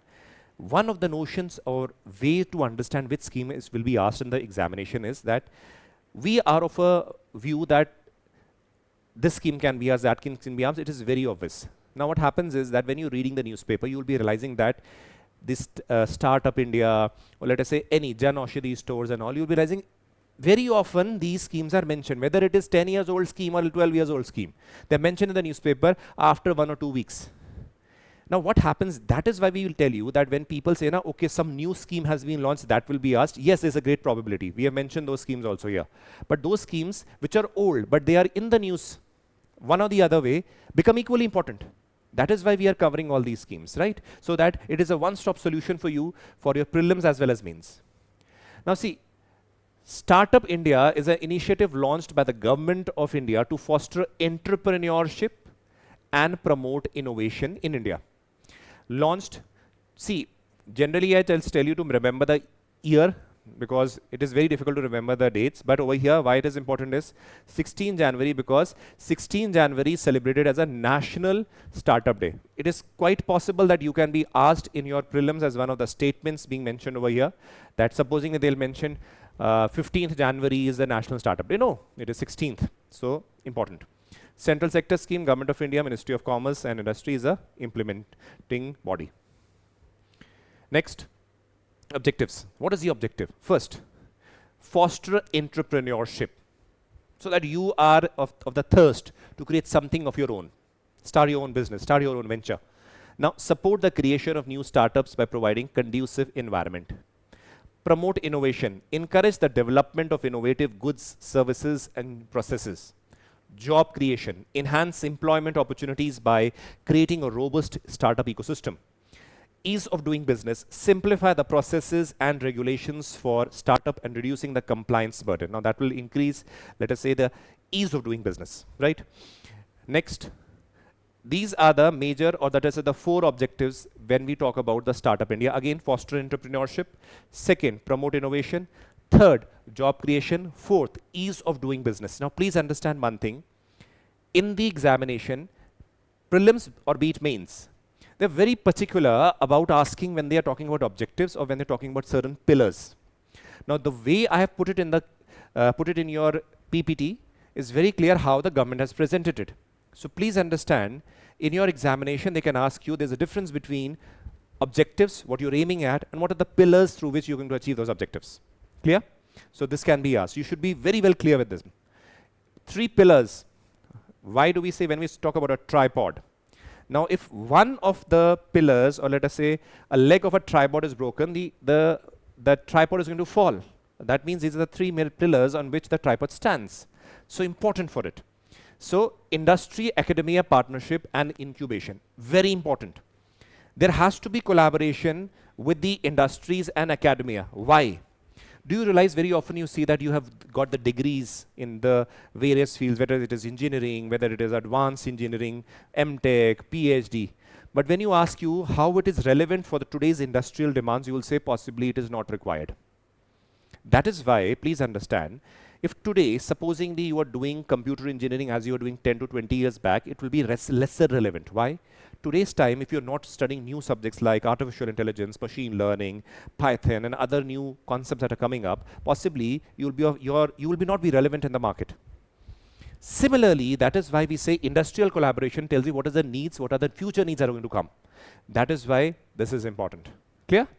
Simplification and hand-holding, providing a simplified regulatory framework. See, please understand, regulatory. Let us say if you have to start a company, or let us say a startup, you need to have some permissions, certain registrations. If those things are, let us say, single window clearances and ease of doing things are there, so it becomes very easy for you to start, rather than you being involved in bribing certain government officers and all. And that is where you realize that people tend to move away from such places. And that is where the atmosphere of startup and entrepreneurship does not foster over there. That is why simplification, proper, let us say simple regulatory framework is what is the need. Funding and incubation, offers financial support, incubation, ease of access of funding. Now please understand, when you have the idea, what is required? You will say you might not have the fund. Now, government will be there, public-private partnership is going to be there. You have new shows like Startup India also where financing is done. Again, the benefit of the investor as well as the company happens. So why do we see that? You see that the government is also giving you funds. That is not that government will not give. Government will also do. But it will also aid that the public, along with public, the private partnerships are also there. That is why we see funding and incentives are very, very important. Incentives, let us say tax holidays, such things basically are very helpful, and that is why these are the 3 pillars of Startup India. Beneficiaries. Who are the beneficiaries? Now see, startup should be registered as limited liability partnership business, or private limited company. Now please understand, this is very important. The annual turnover should be less than 100 crores. Only then you can basically avail this particular scheme. Startup is considered a startup for 10 years from the date of its formation. Important. Startup should aim to innovate and enhance the existing goods, services or processes, and must have the potential for job and wealth generation. These are the important aspects. If you fulfill this, only then you can basically use the Startup India scheme. Clear? Chalo, let's move ahead. Make in India, again very important. See, what is Make in India? Make in India, again, you will be realizing domestic production of goods, services is what is being basically aimed at. Indigenous. Whether it is defense equipment, whether it is computer technology, whether it is even manufacture of, let us say, LED lights, whether it is manufacture of phones. Why not India? Why not creating an environment for that? Why the doctors, why the engineers have to go abroad and study, abroad and work? Why not here? This all is related to each other. That is why indigenous manufacturing and development of the sector is what is being aimed at. Now see, Make in India is an initiative launched by the Government of India to encourage both domestic and foreign investment in the manufacturing sector. Why? Now please understand. In India, what generally happens is we want in India the manufacturing takes place rather than being importing from the other countries? There are two ways. Either the domestic, obviously, we have through Startup India, we are boosting the domestic sector, through which you are manufacturing, let us say manufacturing plants or companies, or let us say even for the service sector also, you're basically setting up those plants over there. Along with it, we are basically incentivizing, or let us say facilitating, for the foreign companies also to come here, establish your plants here and manufacture. And that will basically help India also grow, creation of jobs, more revenue and all. 2014, Central Sector Schemes, Government of India. Department for the Promotion of Industry and Internal Trade, DPIIT, Ministry of Commerce and Industry. What are the targets? Now see, the growth rate of the manufacturing sector to 12 to 14% annually, raise the manufacturing contribution to the India's GDP from 16 to 25% by 2022. We realized that very well because of COVID. Things did take a very negative turnout. We realized that it dented the economy. So obviously things will take some time, but these are the targets that you should be knowing. Create 100 million new jobs in the industrial sector by 2022. Now what are the objectives? What are the objectives? Attract foreign investment first. Second, industrial growth overall, manufacturing sector growth, and the growth of the export sector. Very, very important. Clear? These are the four major objectives, and these are the targets that are there for Make in India. Now, 4 pillars. Now, please understand. Do you realize this is exact language which the scheme on the Government of India has basically used? You know the targets? See, we know what the scheme is. We know under which ministry it is. It is central sector. What are the targets? What are the objectives? Now comes the pillars, right? New procedures. Focus on ease of doing business, simplifying the processes and regulations. Important. New infrastructure. Development of smart cities, industrial corridors, world-class infrastructure. New sectors to be included under this. Major sectors such as defense production, medical technology, railway infrastructure, insurance, construction, to open to foreign direct investment. New mentality. Now please understand, this is very, very, very important. See, collaboration between the government and business, and while government acting as a facilitator rather than a regulator. You will be realizing when India got independent, India was even manufacturing bread. India was even manufacturing watches. Now the role of the government in these businesses were not required, right? Not required at all. That is why please understand, wherever the government intervention is required, where programs are required, that is fine. But for the business, it is for the private sector majorly to deal with it. And government should facilitate that the business should take place in a very smooth manner. And that is why we say, we use the word facilitator, rather than poking the nose, where regulatory activity is in excessive amount, then that excessive number or excessive amount, then that leads to decrease in the ease of doing business. You would be realizing that when we talk about the Administrative Reform Commission mentions a line that India is a over-regulated and an under-regulated country. That means in certain sectors where regulation is not required or lesser required, we tend to intervene more. And where it is required more, we are intervening less. Now with time, let us say in the past 10, 12 years, we have seen that this scenario has a little bit changed. And that is what is required. That is why this scheme basically came. So new mentality is coming out of the mindset that government is going to manufacture or produce everything. That is what is the important thing. New procedures, new infrastructure, new sector, and new mentality. Okay, important. Uttar Purv Transformative Industrialization Scheme. If you see when we talk about Uttar Purv, you very well know we're talking about northeastern region, right?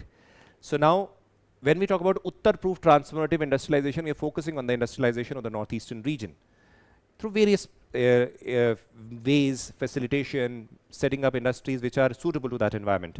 So 2024 Central Sector Scheme, 10 years duration till 2034. We realize that Government of India funds it, implemented by DPIIT, Ministry of Commerce and Industry. Implementing agency is Northeastern Development Finance Corporation. That is a special purpose vehicle that is created for this, right? Now, what are the objectives? It strengthens the industrial ecosystem in the northeastern India to attract new investment in the region. We very well know that if you want to have a holistic development in that region, particularly in the northeastern region being very vulnerable. Why? Firstly, it is an industrial, it is a tribal region, largely. If you see the northeastern region, If you see the northeastern region, you will be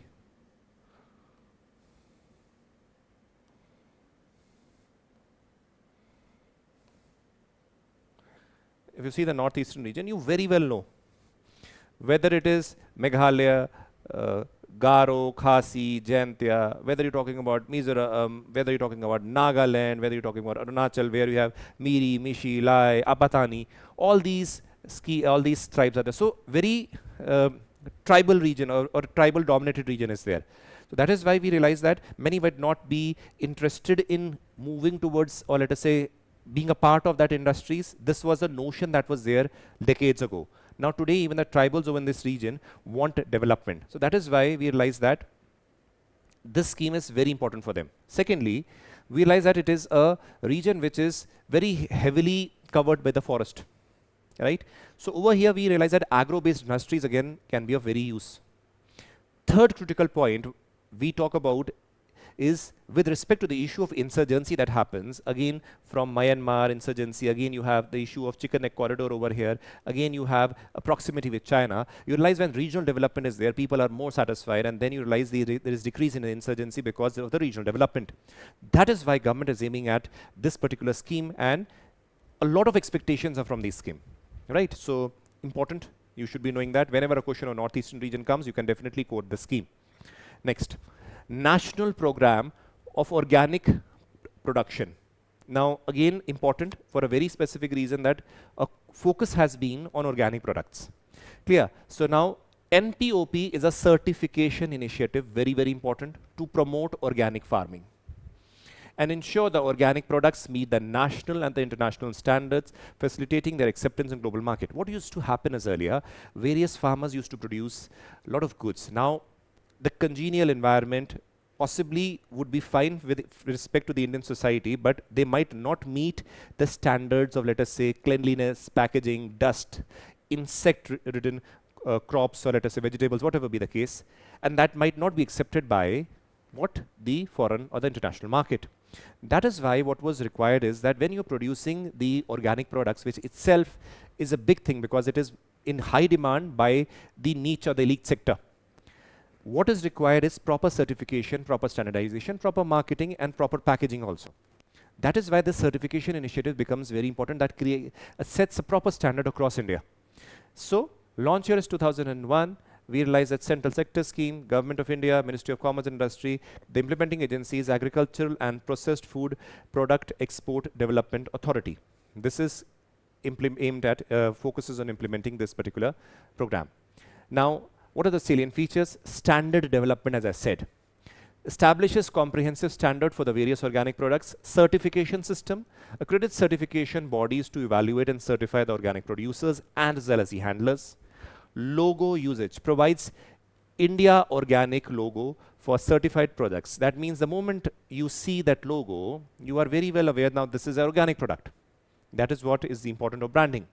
International recognition, aligns with the international organic standards, facilitating global trade and acceptance of the Indian organic products.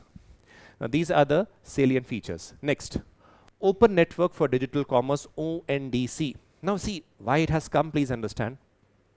Very important. If you see right now, the major e-commerce sector, see, we need to understand there are quick commerce industry and there is e-commerce industry. First, let us see e-commerce. E-commerce, when we talk about best examples are what? Amazon and Flipkart. Clear? Quick commerce are which basically decreases the time in which you receive a product through, let us say, few minutes and hours. That is like Blinkit or let us say Zepto. Those are quick commerce, right? Now let us see, when we talk about e-commerce websites like Amazon and Flipkart, you realize this is basically a duopoly. That means there is a monopoly of two companies. Now any other company that basically comes are basically crushed because of the pressure or the monopoly of these two companies, which is called duopoly, by these two companies is there. Now because of that, what happens is that when you register any product with these Amazon or Flipkart, they tend to charge a very high commission also, and many people because of this are not able to make the best use of their products. So what happens is, to counter this, ONDC is a non-profit government initiative aimed at promoting open network for exchange of goods and services over the digital platforms, fostering an inclusive and access e-commerce ecosystem. So what happens now, people who are think that Amazon and Flipkart are charging a lot of amount for as commissions, you can register over here, people can access them, and through that you can order. And that will basically raises the profitability of the people who are basically selling those products, rather than Amazon or Flipkart charging 40% commissions, and large amount of profit also goes to them only. So this is again a initiative by the government to break this duopoly that is existing there, right? Now launched 2022, Central Sector Scheme, Government of India. We know DPIIT, Ministry of Commerce and Industry. Now ONDC, please understand, was incorporated as a Section 8 of company with Quality Council of India and Protein E-Governance Technology Limited as the founding members over here. Understood? Clear? You should be knowing that. Next, objectives. Democratize digital commerce, because you have to break that duopoly that is existing.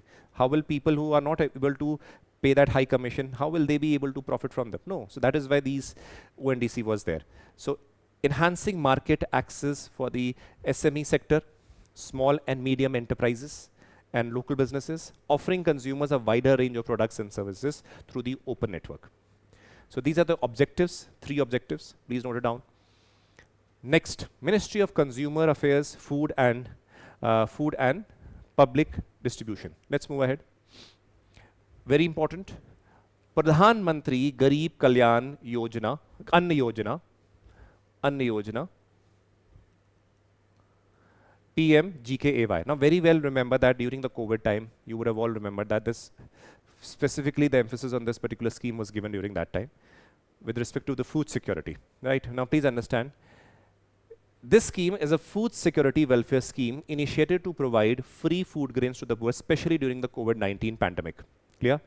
Now see, it was launched during 2020, but it has been extended until December 2028. It is a central sector scheme, Government of India, implemented by Department of Food and Public Distribution under the Ministry of Consumers Affairs, Food and Public Distribution. Target is to provide free food grains to approximately 81.35 crore people under the National Food Security Act beneficiaries. All those who are benefiting under the National Food Security Act, which is close to 81.35 crore people in India, are going to benefit out of it. Clear? Let's move ahead. Objectives. Food security. Ensure that the poorest citizens also have access to the adequate amount of food during the emergencies and normal course also. Support during the crisis. Provide relief to those facing economic hardship due to the events like COVID-19 pandemic. Universal coverage. Extended benefits to all priority household, including the migrants and the marginalized. Strengthen the PDS, public distribution system. Enhance the public distribution system to effectively deliver food grains to the beneficiaries. These are the major objectives. These are the major objectives of this particular scheme. So you're requested to please note them down. Please note them down. Now, what are the salient features? Salient features, free food grain distribution. Now please understand, very important here. Provision for 5 kg of rice or wheat per person per month, free of cost, in addition to their 5 kg of allocation that is being done under the National Food Security Act.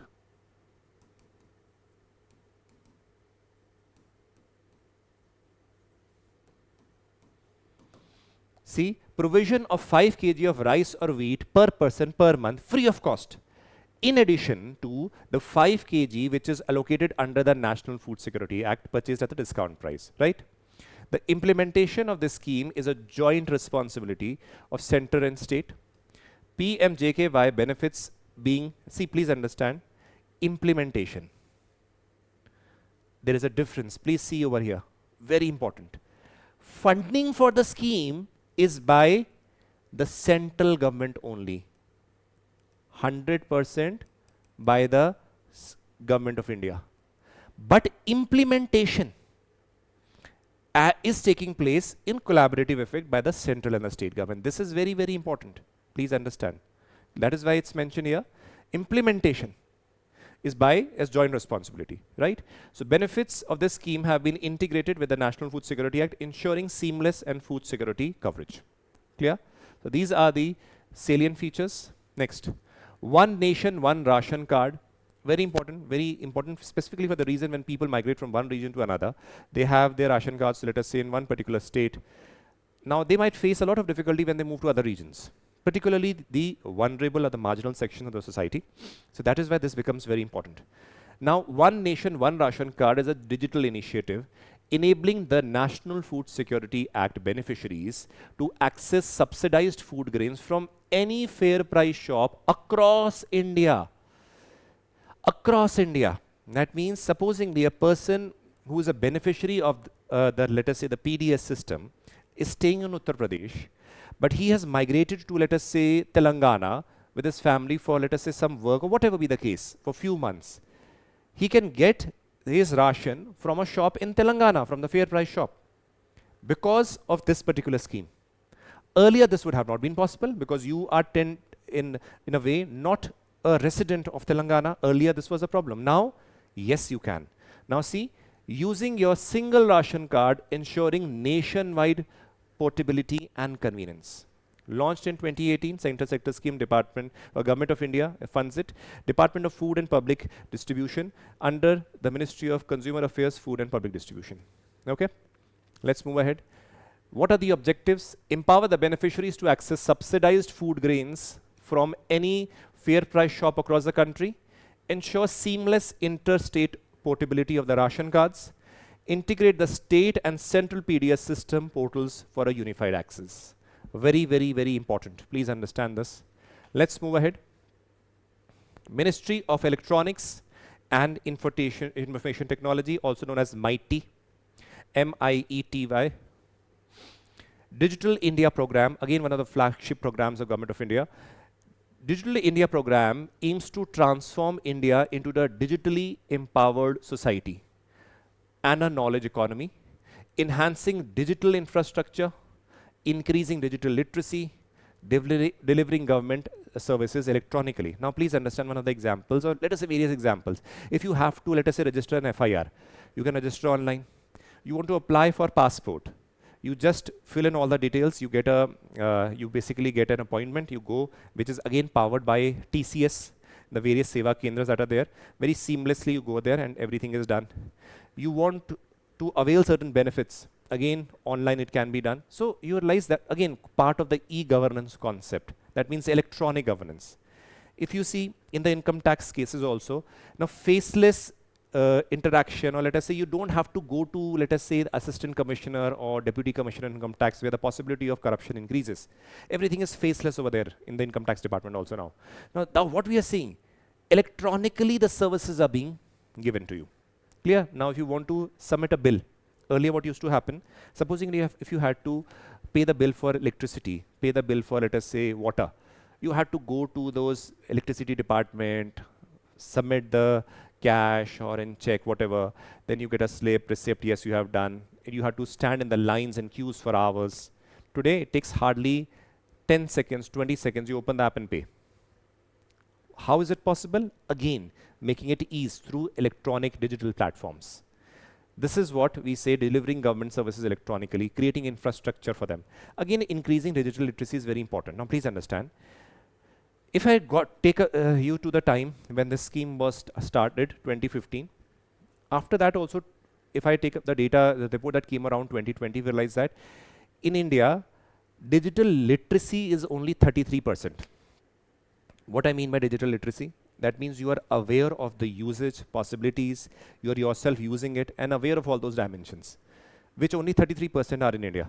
If you tell today, let us say a little bit elderly people in your family, can you pay a bill, or let us say aware about those things? Possibly they might not be. Possibly if you realize that if they get a call that you have won a lottery, 1 crore rupees, please click on this link. Possibly they'll click also because of the being not aware of these things. That is why digital literacy with respect to the digital world that we have is very, very important. It is not only restricted to digital payments. It also is restricted to what you post, what you say on digital media. It is also associated to what content is being posted by you. All those things are basically digital literacy, right? Let's move ahead. Now, launch year is 2015. It is a central sector scheme, Government of India, funded, implemented by Ministry of Electronics and Information Technology, that is MIT. Objectives: develop digital infrastructure as a core utility, deliver government services digitally, enhance digital literacy, digital empowerment, and participation in the digital economy. Now, if you best example of digital economy, do you realize this? Service sector has a very important role with respect to the digital economy. Everything, let us say software industry or IT industry, what we talk about, has a very close association with this. Earlier, if you see even the stock markets are completely computerized now. Do you realize, best example, you are YouTubers. Do you realize that very famous YouTubers through collaboration, brand building, they are earning 20, 30, 40 lakhs per month. Today, if you see the YouTube itself, it is a major source of revenue for a large number of people. Yes or no? Ease of access, a lot of things are there. So that is new economy, digital economy that is rising. So these are again the major aspects. There are pillars, like again there are very important 8 pillars in this particular scheme that you should be aware because it can be asked in your preliminary examination. Pillars of Digital India Mission: broadband highways, that means having proper internet access, public internet access program, e-governance, that means reforming the government through technology, electronics manufacturing, IT for jobs, early harvest programs, universal access to mobile connectivity, information for all. Now, these are the 8 pillars of your Digital India program that you should be aware of. Clear? It can be asked in your paper. They might put something else other than these 8, and then will ask you which among them is not a pillar. At that time, if you do guesswork, every word will sound very similar in the exam if you have not read it. Please understand. If you have not, let us say, if I put certain other word, you will say, okay, it sounds very similar to digital only, we'll mark it. No, that doesn't work. So you should be aware of them. Let's move ahead. Important, India AI mission. We very well know artificial intelligence in today's world is important. Recent trend of Ghibli art and although that is a funny act, but you realize that movies are being made using AI. Representation, graphics, all these things are being done using AI. Marketing is being done through AI. Again, we cannot just leave technology back. We have to move with the technological innovations that are taking place. And in pursuit of that, we realize that National AI Mission is important for India, and that is why Government of India launched that. Now, the National, that is the India AI Mission is a comprehensive initiative to drive AI innovation nationwide by democratizing access to computing and advancing indigenous AI capabilities. 2024 Central Sector Scheme, Government of India, Ministry of Electronics and Information Technology, Implementation Agency, very important, India AI Independent Business Division, IBD, under the Digital India Corporation. Important. Clear? This is the implementing agency. Let's move ahead. What are the salient features? Under this, basically, financial incentives are being provided so that an atmosphere is created for more adoption of the AI technologies, diverse schemes, global partnerships, and talent development so that who basically use the scheme and nurture and make the best utilization of artificial intelligence. So these are the salient features. Let's move ahead. What are the 7 foundational pillars? Now again, these pillars and all become important because this is a relatively newer scheme. 2024 only it was launched. So it is quite relevant that it can be asked in your papers. Again, the pillars. India AI Compute, that means developing a scalable AI computing infrastructure with over 10,000 GPUs through public-private partnership. India AI Innovation Center, which will be a hub for those innovations that take place. India AI Database Platform, providing unified access to high-quality, non-personal data sets to support AI research and development, AI Application Development Initiative, AI Future Skills, AI Startup Financing, Safe and Trusted AI. Now these are the pillars. So again, we have done AI Compute Innovation Center, again, data sets platform, as we have seen, AI Application Development Initiative, under which various applications through AI can be manufactured or developed for that matter. AI Future Skills, how AI will be leading in future, how those initiatives can be useful, that is being focused here. AI startup financing, basically startups which are dealing with AI, how can they be helped through the financing as we had in the Startup India program. Along with it, we realized that the last one being safe and trusted AI, we realized that AI can be misused also, specifically for industries through which are let us say, when on the non-state actors also, to create, let us say, false information.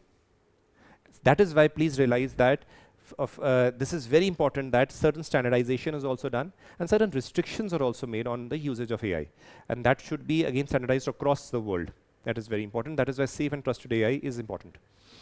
Okay, the next is Pradhan Mantri Gramin Digital Saksharta Abhiyan.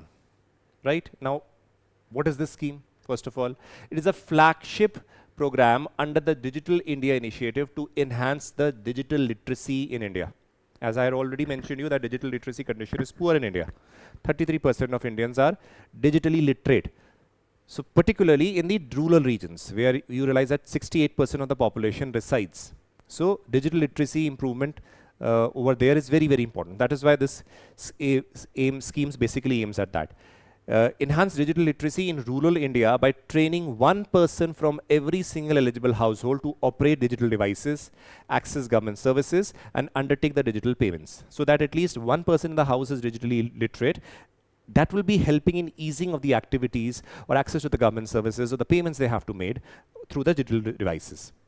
Launch year 2017, Central Sector Scheme, Government of India, implemented by MITI. Implementing agency CSC E-Governance Services Limited, a special purpose vehicle that had been incorporated under the Companies Act of 1956. Important here. Let's move ahead. Target: digitally empower 6 crore rural households by covering 1 member per household. What are the objectives? Provide digital literacy training to rural citizens. Enable beneficiaries to operate digital devices and use of internet, promote digital payments and access to government services, bridge the digital divide and focusing on the marginalized communities. Again, you just focus on the yellow keywords. That is something that you need to note down. Clear? Let's move ahead. Ministry of Environment, Forest and Climate Change. Again, very important eco-mark scheme. And what it is? See, the eco-mark, though it is an old scheme, it keeps on coming in the newspapers very often. And that is why please understand, when we are covering the schemes, I am taking the old schemes also and the new schemes also for a very specific reason, that even those 2 marks or 4 marks in your paper, through this one short video you can gain.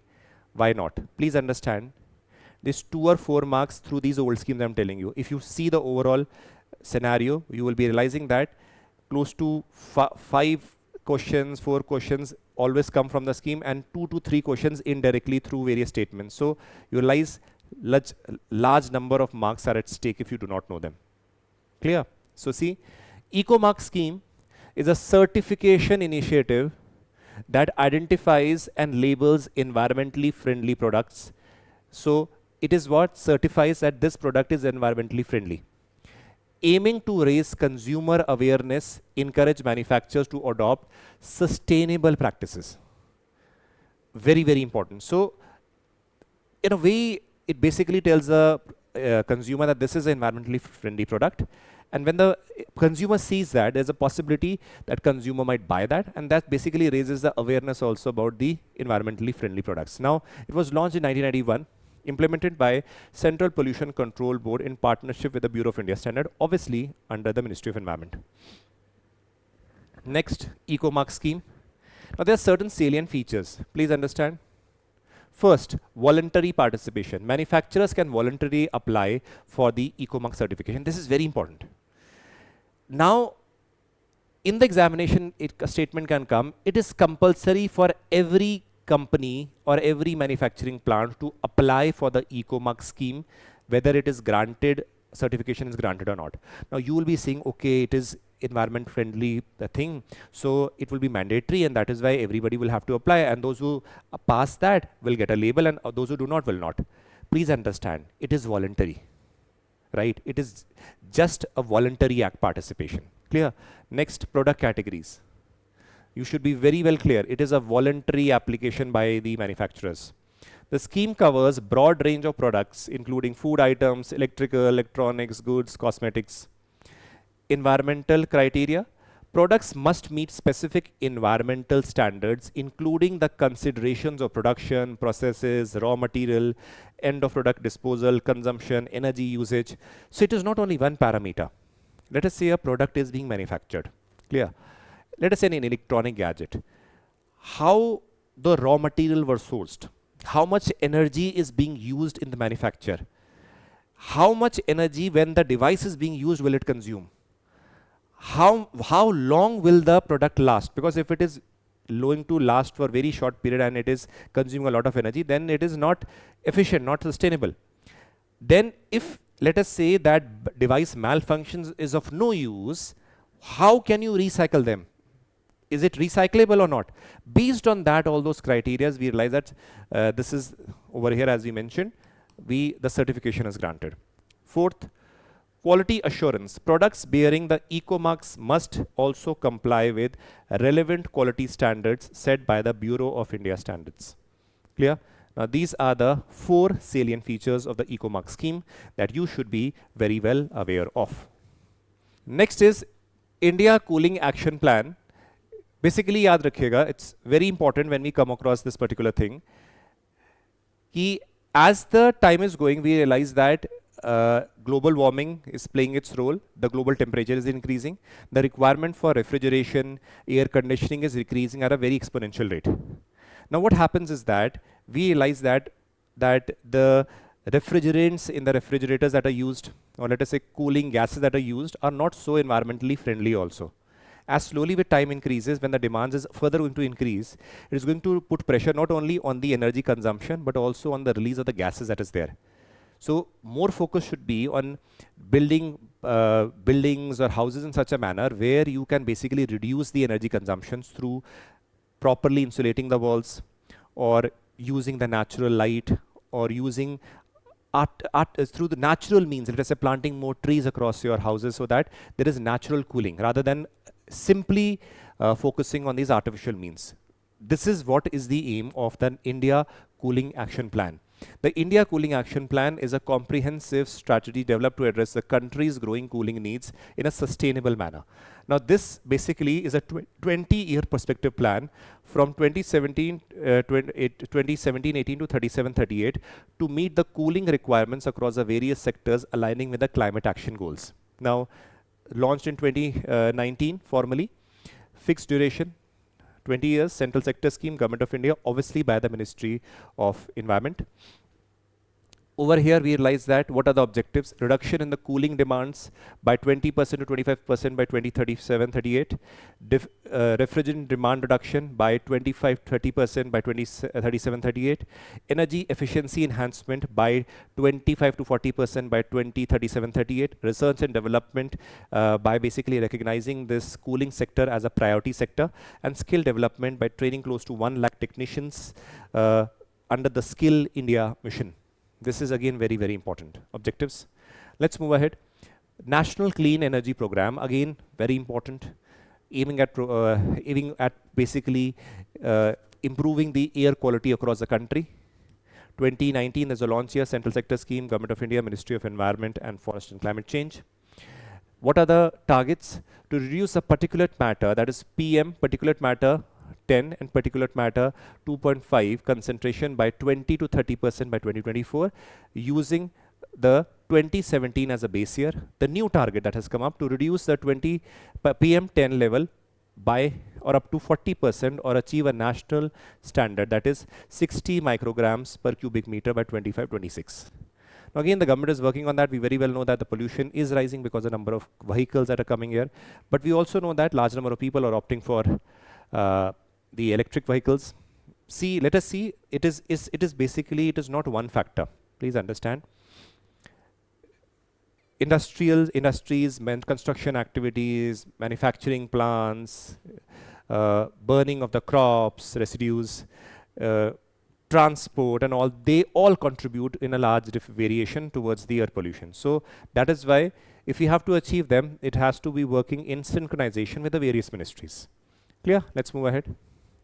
Objectives: enhance the air quality monitoring network, implement the source-specific pollution control measures, promote public awareness and participation, strengthen the institutional capacities for the air quality management. Now, these are the 4 major objectives. What has been highlighted in yellow, those are the keywords that you should be noting it down. Let's move ahead. National Action Plan on Climate Change. Very important, please understand the important thing over here is, though the major ministry is Ministry of Forest, Environment and Climate Change, but various programs under this ministry are under various ministries. That is very important. So that has been asked in the paper earlier also, and you should be aware of it. Now see, NAPCC outlines India's strategy to address the climate change through a series of missions targeting mitigation and adaptation across the various sectors. It was launched in 2008. It is a central sector scheme, Government of India, implemented by, please note, various ministries and department. Now you should be aware which mission or which scheme is being under which ministry. See here. Very clearly, you should be aware of this. National Solar Mission.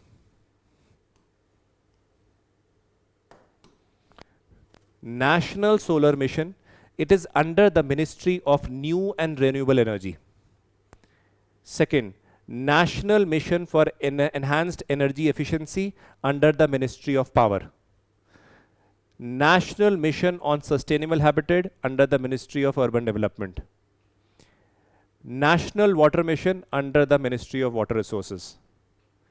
National Mission for Sustaining the Himalayan Ecosystem, Department of Science and Technology. Sixth, National Mission for Strategic Knowledge on Climate Change, Department of Science and Technology. Very, very important. You should be remembering that. If you do not know this, you will get confused in paper. I'm telling you. Seventh, National Mission for Green India, again Ministry of Environment, Forest and Climate Change. Eighth, National Mission on Sustainable Agriculture, it is under the Ministry of Agriculture. Now these are basically the 8 missions under the National Action Plan on Climate Change. And these are the ministries which are concerned with each mission, right? Let's move ahead. What is the objective? To adapt the climate change and enhance the ecological sustainability of India's development path. Objective: salient features, coordinated implementation, integration with development plans, monitoring and evaluation. Monitoring and evaluation. These are the salient features. Please note it down. Let's move ahead. What are the principles of National Action Plan on Climate Change? Please remember, like you have seen, objectives, salient features, principles, missions, these are exactly in a way where the Government of India has written on its government websites. And that is from where I have picked it up. So please make sure that you do it in a very systematic manner, because in the examinations also the examiners pick up the content or the questions from which they prepare from the government websites, right? So let's see. What are the principles? Achieving a national growth and poverty elevation, efficient and cost-effective strategies to end-use demand-side management, new and innovative market and regulatory and voluntary mechanism, unique linkage with the civil society, local government and public-private partnership. Now these are certain principles on which this National Action Plan on Climate Change is basically based. Clear? Let's move ahead. Most important is this, on which the questions can be asked. Clear? Let's move ahead. Ministry of Heavy Industries, very, very important. PM-E Drive. PM-E Drive, a very, very important scheme. Please understand. Launched last year only. PM-E Drive scheme seeks to accelerate the adoption of electric vehicles in India, fostering a sustainable transportation and driving growth in domestic manufacturing and technological innovation within the EV sector. So basically boosting the EV sector in India. Now launch year is 2024, central sector scheme, tenure from 2024 to 2026. Government of India, Ministry of Heavy Industries is something important you should be knowing. What are the salient features? Now salient features are Financial incentives, providing upfront demand incentive for purchasing eligible electric vehicles. All those who are eligible, financial incentives would be provided. Subsidy adjustment. Effective from April 2025, the subsidy for the electric two-wheelers will be reduced by 50%. This is one thing. With a demand incentive of rupees 5,000 per kilowatt hour, capped at 10,000 per vehicle. Third, charging infrastructure development will be provided at various places, and government will emphasize on that, even promote the private sector also to basically set up the charging infrastructure across this various, let us say, hotels, restaurants also. Testing agencies upgradation, enhancing the capabilities of testing agencies to evaluate new and emerging electric vehicle technologies. E-voucher system, implement an Aadhaar-based e-voucher system to streamline the disbursement of the incentives to the electric vehicle buyers. So these are the 5 salient features. Next, inclusion of new vehicle segment, allocation of 500 crore each have been designed for the deployment of e-ambulances, e-trucks, electronic trucks, expanding the scope for supported electric vehicle categories. Scheme administration, an inter-ministerial empowerment committee, the project implementation and sanctioning committee, PISC, will oversee the scheme implementation. Very, very important. Under the ministry, PISC is the one which is basically overseeing the implementation of this particular scheme. So please note it down. Next, Ministry of Housing and Urban Affairs, a very important ministry. Let's see. First, Amrut 2.0, because again, initially you would be realizing the launch year is fine, but you realize this particular scheme has been in a renewed manner. So you should be understanding what it basically is, the new one. Atal Mission for Rejuvenation and Urban Transportation 2.0.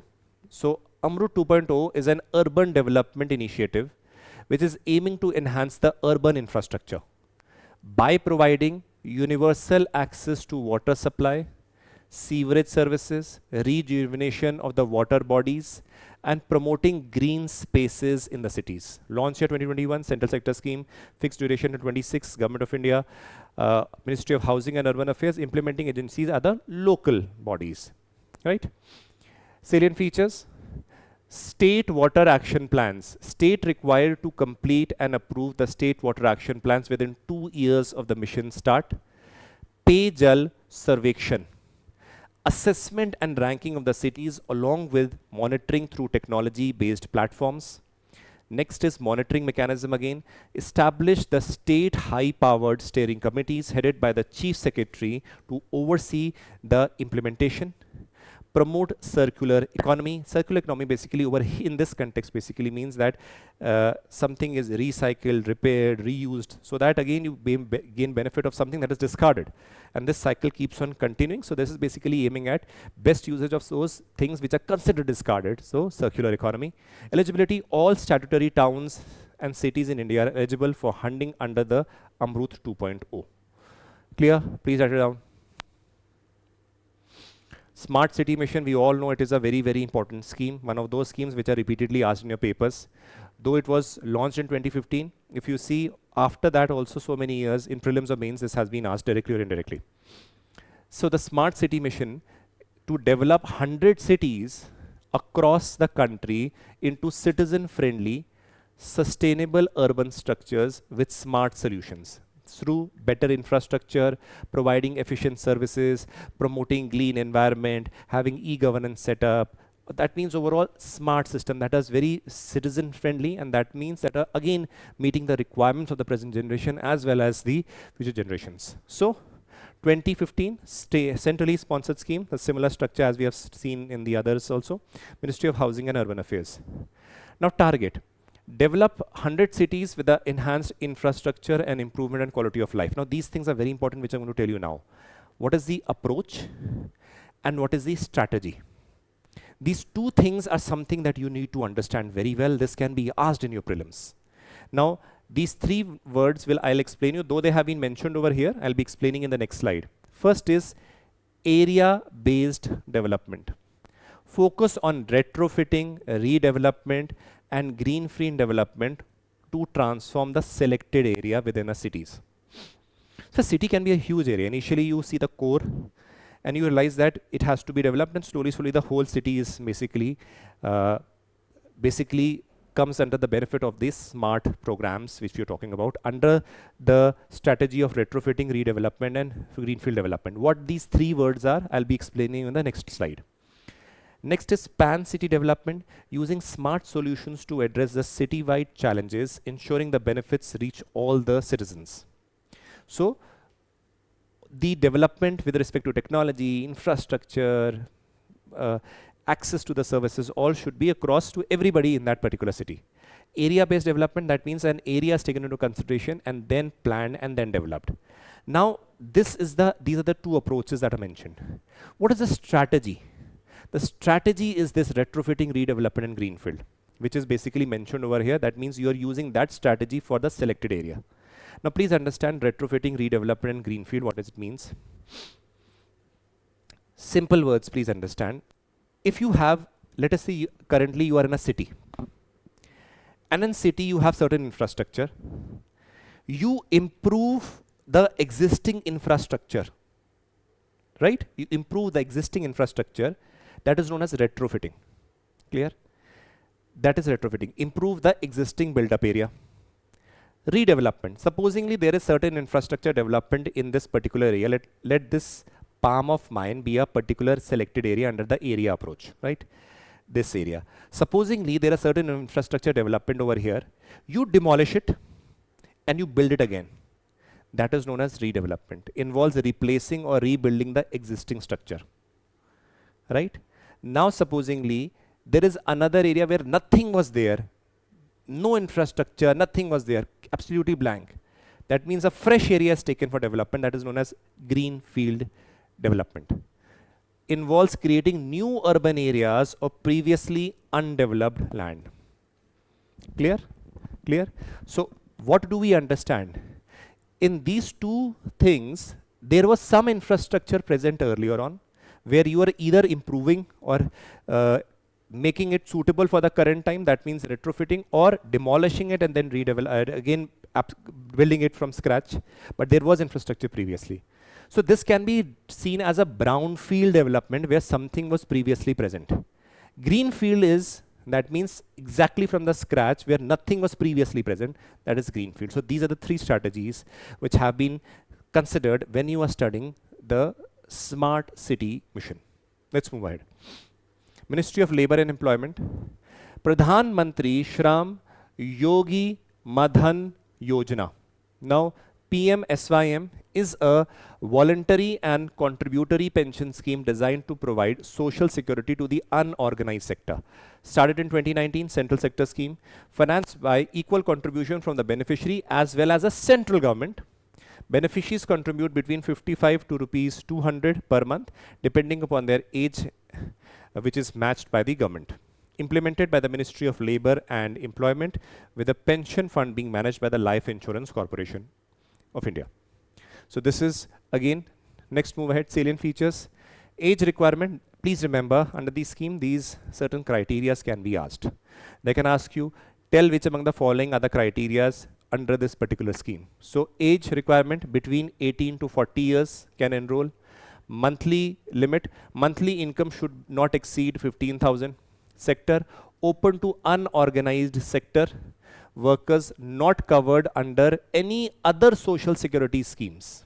Monthly pension, a guaranteed pension of rupees 3,000 per month after attaining 60 years. And family pension, spouse receives 50% of the pension as a family pension upon the beneficiary's death. Clear? So this is again very important. You should make sure that you understand it and note it down.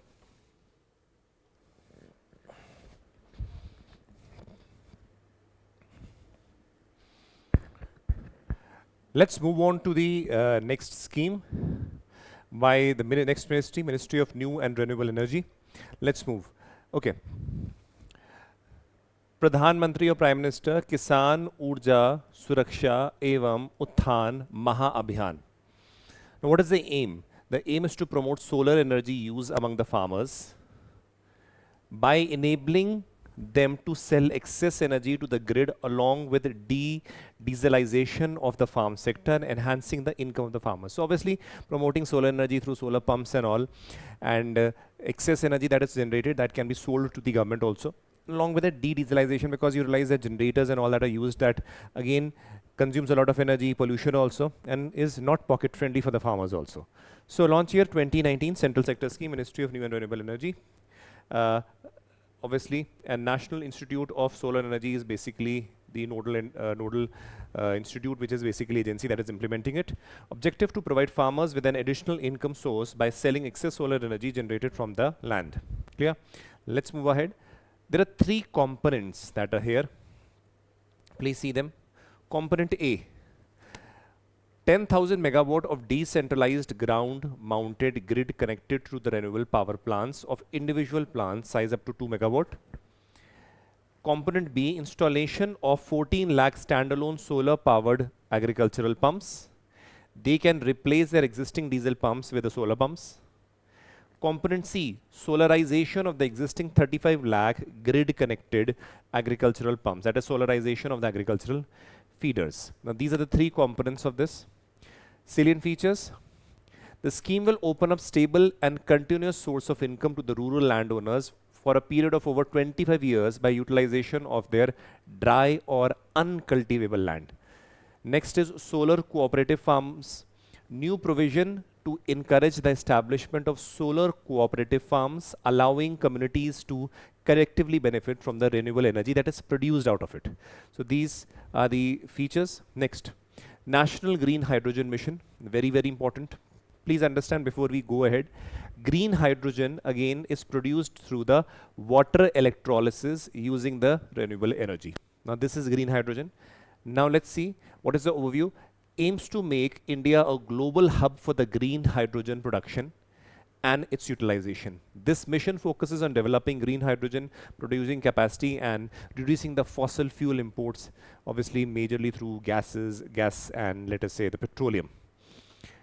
Launch year 2023, Central Sector Scheme, Ministry of New and Renewable Energy. The objective is to develop green energy production capacity and reduce the fossil fuel imports, as we've already studied here. Salient features: there are a lot of sub-schemes under it, like Strategic Intervention for Green Hydrogen Transition Program, Green Hydrogen Hubs. These are the certain sub-schemes. Outcomes by 2030, 5 million metric tons per annum of green hydrogen production per year, in addition to the 125 gigawatt renewable energy capacity. Make in India. Recent tenders and pilot projects indicate a strong push towards a domestic manufacturing and advanced electrolyzers establishing at the state level. Now please understand, we know that very well that government has been emphasizing on electric cars and all. But if you would have seen Mr. Nitin Gadkari also, he had also stated in one of his statements that the real future lies in hydrogen. At present, if you see electric vehicles, if you buy, let us say a car has, a petrol car is 10 lakh rupees. If you buy an electric version of that, that might cost you, let us say 4 to 5 lakhs extra. And still a lot of skepticism is there with respect to resale value, with respect to battery life, with respect to charging infrastructure and all. And this thing again is going to be there for a very long time. And another major difficulty with electric vehicles is that today, when you are basically charging your cars, you're basically using electric supply. That electricity supply is basically coming from the thermal power plants, which are the major contributory to the production of electricity, more than 57%. So in a way, when you are charging your cars also, you are basically using the electricity produced from the thermal power plants, majorly powered by coal. So in a way, right now, if you see, it is not that eco-friendly, or that is not cheap also. Though it might sound, because again, if you see the cost benefit analysis also, a lot of issues are there. So in a way, they realize that even government also is emphasizing that in the future, hydrogen and hydrogen based cars and all will be of a very great utility also, right? So that is why these things are of very big importance. Pradhan Mantri Suryodaya Yojana. Now important, installing rooftop solar systems in 1 crore households across India. this is something very important and very massive, a very big initiative that has been taken by the government. This initiative aims to produce electricity to low and middle income households through the solar rooftop installation. So that means you're installing on the rooftops, and through you can basically earn through that also, right? Now see, 2024 launch year, central sector scheme, new and renewable energy, obviously central government and the contributions from the discoms, and to provide electricity to low and middle income households through rooftop solar installations. See, so what are the basic salient features? Build on the earlier rooftop solar scheme with two components. One, focusing on the residential sector, and second is the other discom-led initiatives. That is the distribution companies, electricity distribution companies. Those are basically leading it. Implementation strategy involves state government and the local bodies for efficient implementation. Surplus solar power units can be again sold or given to the grid, through which you can earn the income. This is called net metering in a way. New incentive structure, streamlined registered processes have been further enhanced so that everything is streamlined. Next, National Bioenergy Program, important for utilizing the biomass for energy recovery. This program aims to support the use of surplus biomass for in a way energy generation. Launch year 2022, central sector scheme, Ministry of New and Renewable Energy, central government, objective to use the surplus biomass for energy generation. Key target, important, 20% of the ethanol blending and 5% the biodiesel blending by 2030. Next, sub schemes. What are the sub schemes over here? Waste to energy program focuses on converting waste to energy. Biomass program includes biomass power and cogeneration. Biogas program encourages biogas production from organic waste. There are sub schemes under this. Central financial assistance provided for setting up waste to energy plants, and scheme supports both large scale and family medium scale biogas projects tailored for the financial assistance. Okay, next, Ministry of Skill Development and Entrepreneurship, again a very flagship program, Pradhan Mantri Kaushal Vikas Yojana, a skill development initiative aimed at training over 40 crore individuals in modern and traditional vocational skills. It was initially launched in 2015, but the fourth version again has been launched from 23 to 26. It is a centrally sponsored scheme. Again, a contribution has to be there from the central ministry and other stakeholders. Over here, the Ministry of Skill Development and Entrepreneurship, with training and administered by the district skill committees and national skill development contribution. So that means you realize that the central and state both are basically the contributories over here. Central sponsored and centrally sponsored, that means 50% cost sharing is here. The center and the state government are going to contribute 50%, and this is being implemented by these agencies. Salient features, training and assessment fee fully borne by the government, youth-centric approach, vocal for local. Skill India Mission, again a broad initiative. Okay, let's move ahead. A broad initiative to deliver a market relevant skill to 40 crore young people, thereby enhancing their employability. This is again important. Year 2015, centrally sponsored scheme implemented by Ministry of Skill Development and Entrepreneurship. Again, centrally sponsored scheme, so there is support from the state government as well as the central government. Objective to create skilled workforce that meets the demand of modern and competitive economy. This is the objective. Salient features, long-term training through industrial training institutes under the craftsman training scheme. Sub-scheme, again you have, remember that, Pradhan Mantri Kaushal Vikas Yojana, National Skill Development Mission, and Apprentice Protsahan Yojana. All these schemes are basically components of this only. The ministry is implementing the Pradhan Mantri Kaushal Vikas Yojana 4.0, which we just read about it. Then Jan Shiksha Sansthan for short-term training. Long-term training is imparted through industrial training institutes under the craftsman scheme. Emphasis on aligning with the National Education Policy 2020 and the vocal for local, that emphasizes on the employment trends, and using the local aspects through local level employment generation is being focused over here. Let's move ahead. Ministry of Petroleum and Natural Gas, very important, very important. Sustainable alternative towards affordable transportation. Scheme focused on promoting compressed biogas.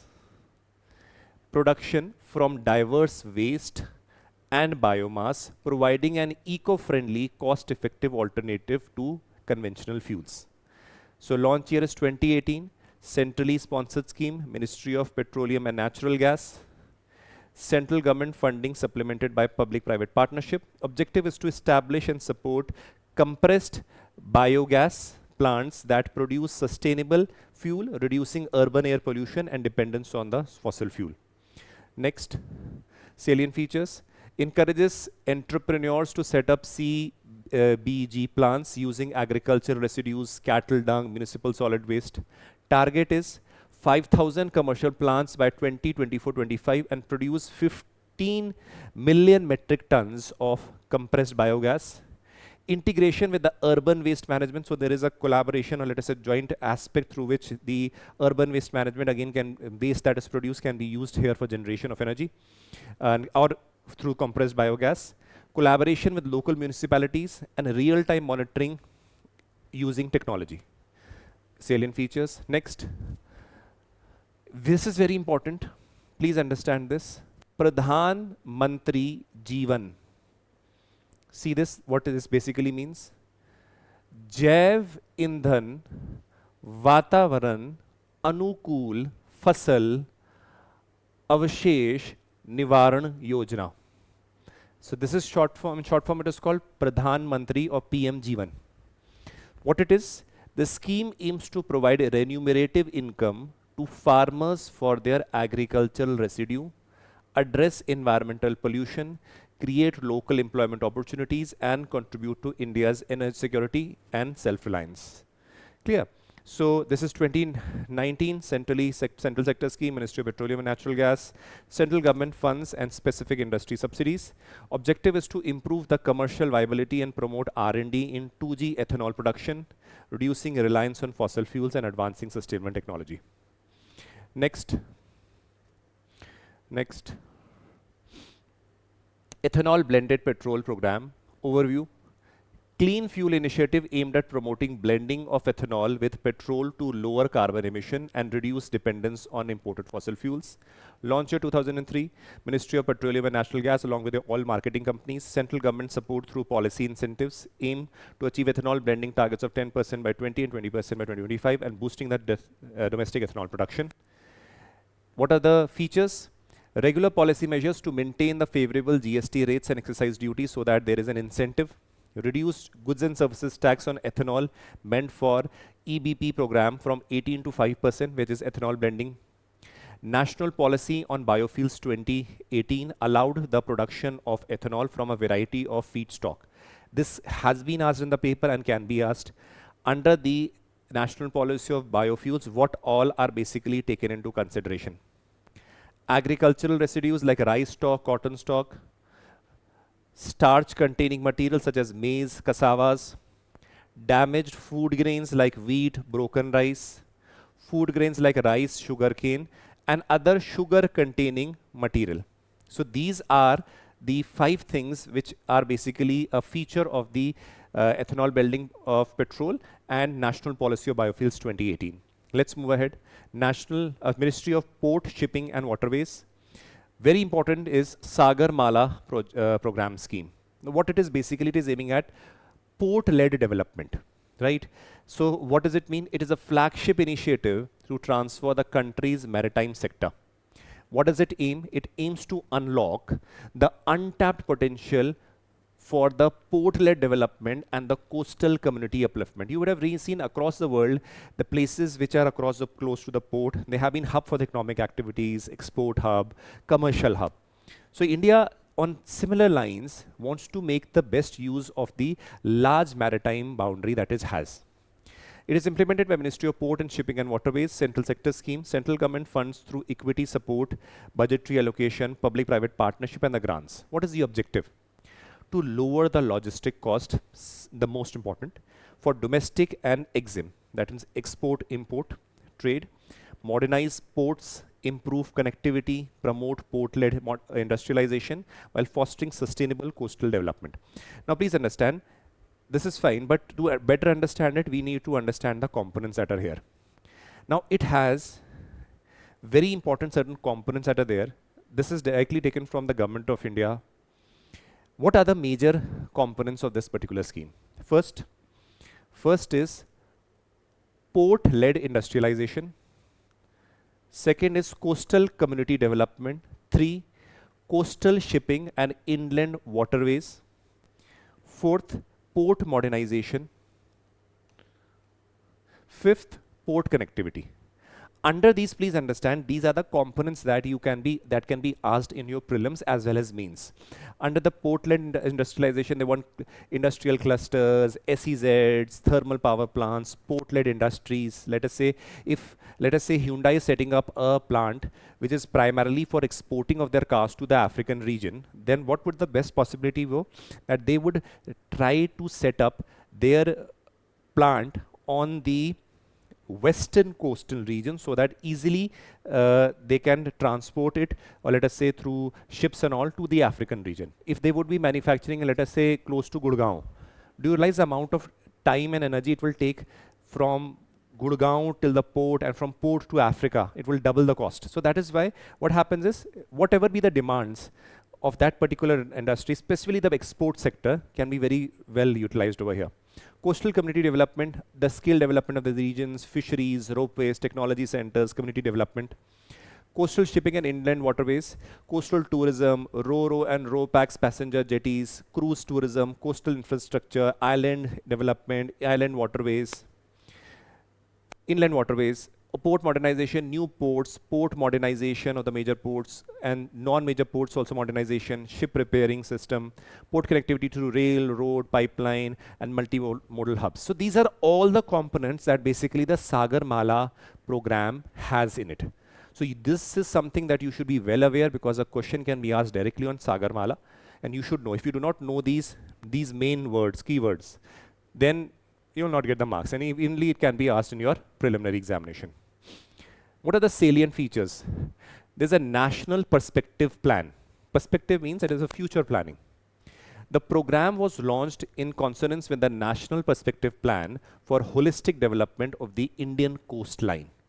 If you have to develop the coastline and all those things, which are the components, 5 components are important. State governments will form the Sagarmala committee led by the Chief Minister or the Port Minister. That means again you have a close collaboration with the central government as well as state. Federal Sagarmala Development Company SDC will provide equity support to the SPVs, that is the special purpose vehicles, with project executed by the private or the public-private modes. Use of advanced logistic management tools to reduce the cost and the time. Real time, that means tracking or digital management systems will be there, so that overall logistics cost is reduced and better management basically takes place. Next, PM Gati Shakti program. Again, a very, very important program. Let's see them. Master infrastructure plan that unifies planning and execution across 44 ministries. There is not one ministry, but multiple ministries involved here, aiming to bridge the gap between macro planning and micro implementation for faster project delivery. So that means a lot of ministries are involved overall infrastructure development in the country. Launch year 2021, the Government of India through dedicated logistic divisions, including multiple ministry, financed by the central government funds with an over outlay of 100 lakh crore. Objective is to accelerate the multimodal connectivity projects. So a lot of ministries are involved here. So now certain things which I'm going to mention over here, pillars, components and all, become very, very important for you. Under the PM Gati Shakti, there are 6 pillars that are involved. First, comprehensiveness, so that whenever you are developing or connectivity, you're focusing on a very comprehensive aspect of the multi-modes or various modes of connectivity that are there. Optimization, that means best utilization of the resources, minimal cost, maximum output. Analytical, whatever judgments or let us say planning is being done, that is based on logic analysis. Prioritization, what is required at where is something very important. Let us say again the transport has to be taken place across the Uttar Pradesh sector. Possibly use of inland waterways can be of great use. So prioritization of what is required on priority should be the major basis. Synchronization. Synchronization means the various ministries that are involved or various multimodal modes or various means of transportation that are being involved, they should be in proper synchronization, particularly the various ministries that are involved. Dynamic means because these things are something that keep on changing. Let us assume today, if you realize, when we talk about modes of transport, today we have certain modes of transport. Tomorrow, after a few years, you realize new technology comes in. Adopting those technology again becomes very important. So dynamicity should be very important, or important component. So these are the 6 pillars of Gati Shakti. Now, 7 engines. 7 engines, that means what are the things that are going to basically push the Gati Shakti. Please understand, as you also said, it is majorly focused on connectivity. So first engine, roads. Second, airports. Third, mass transport. Fourth, logistics infrastructure. Fifth, railways. Sixth, ports. And seventh, waterways.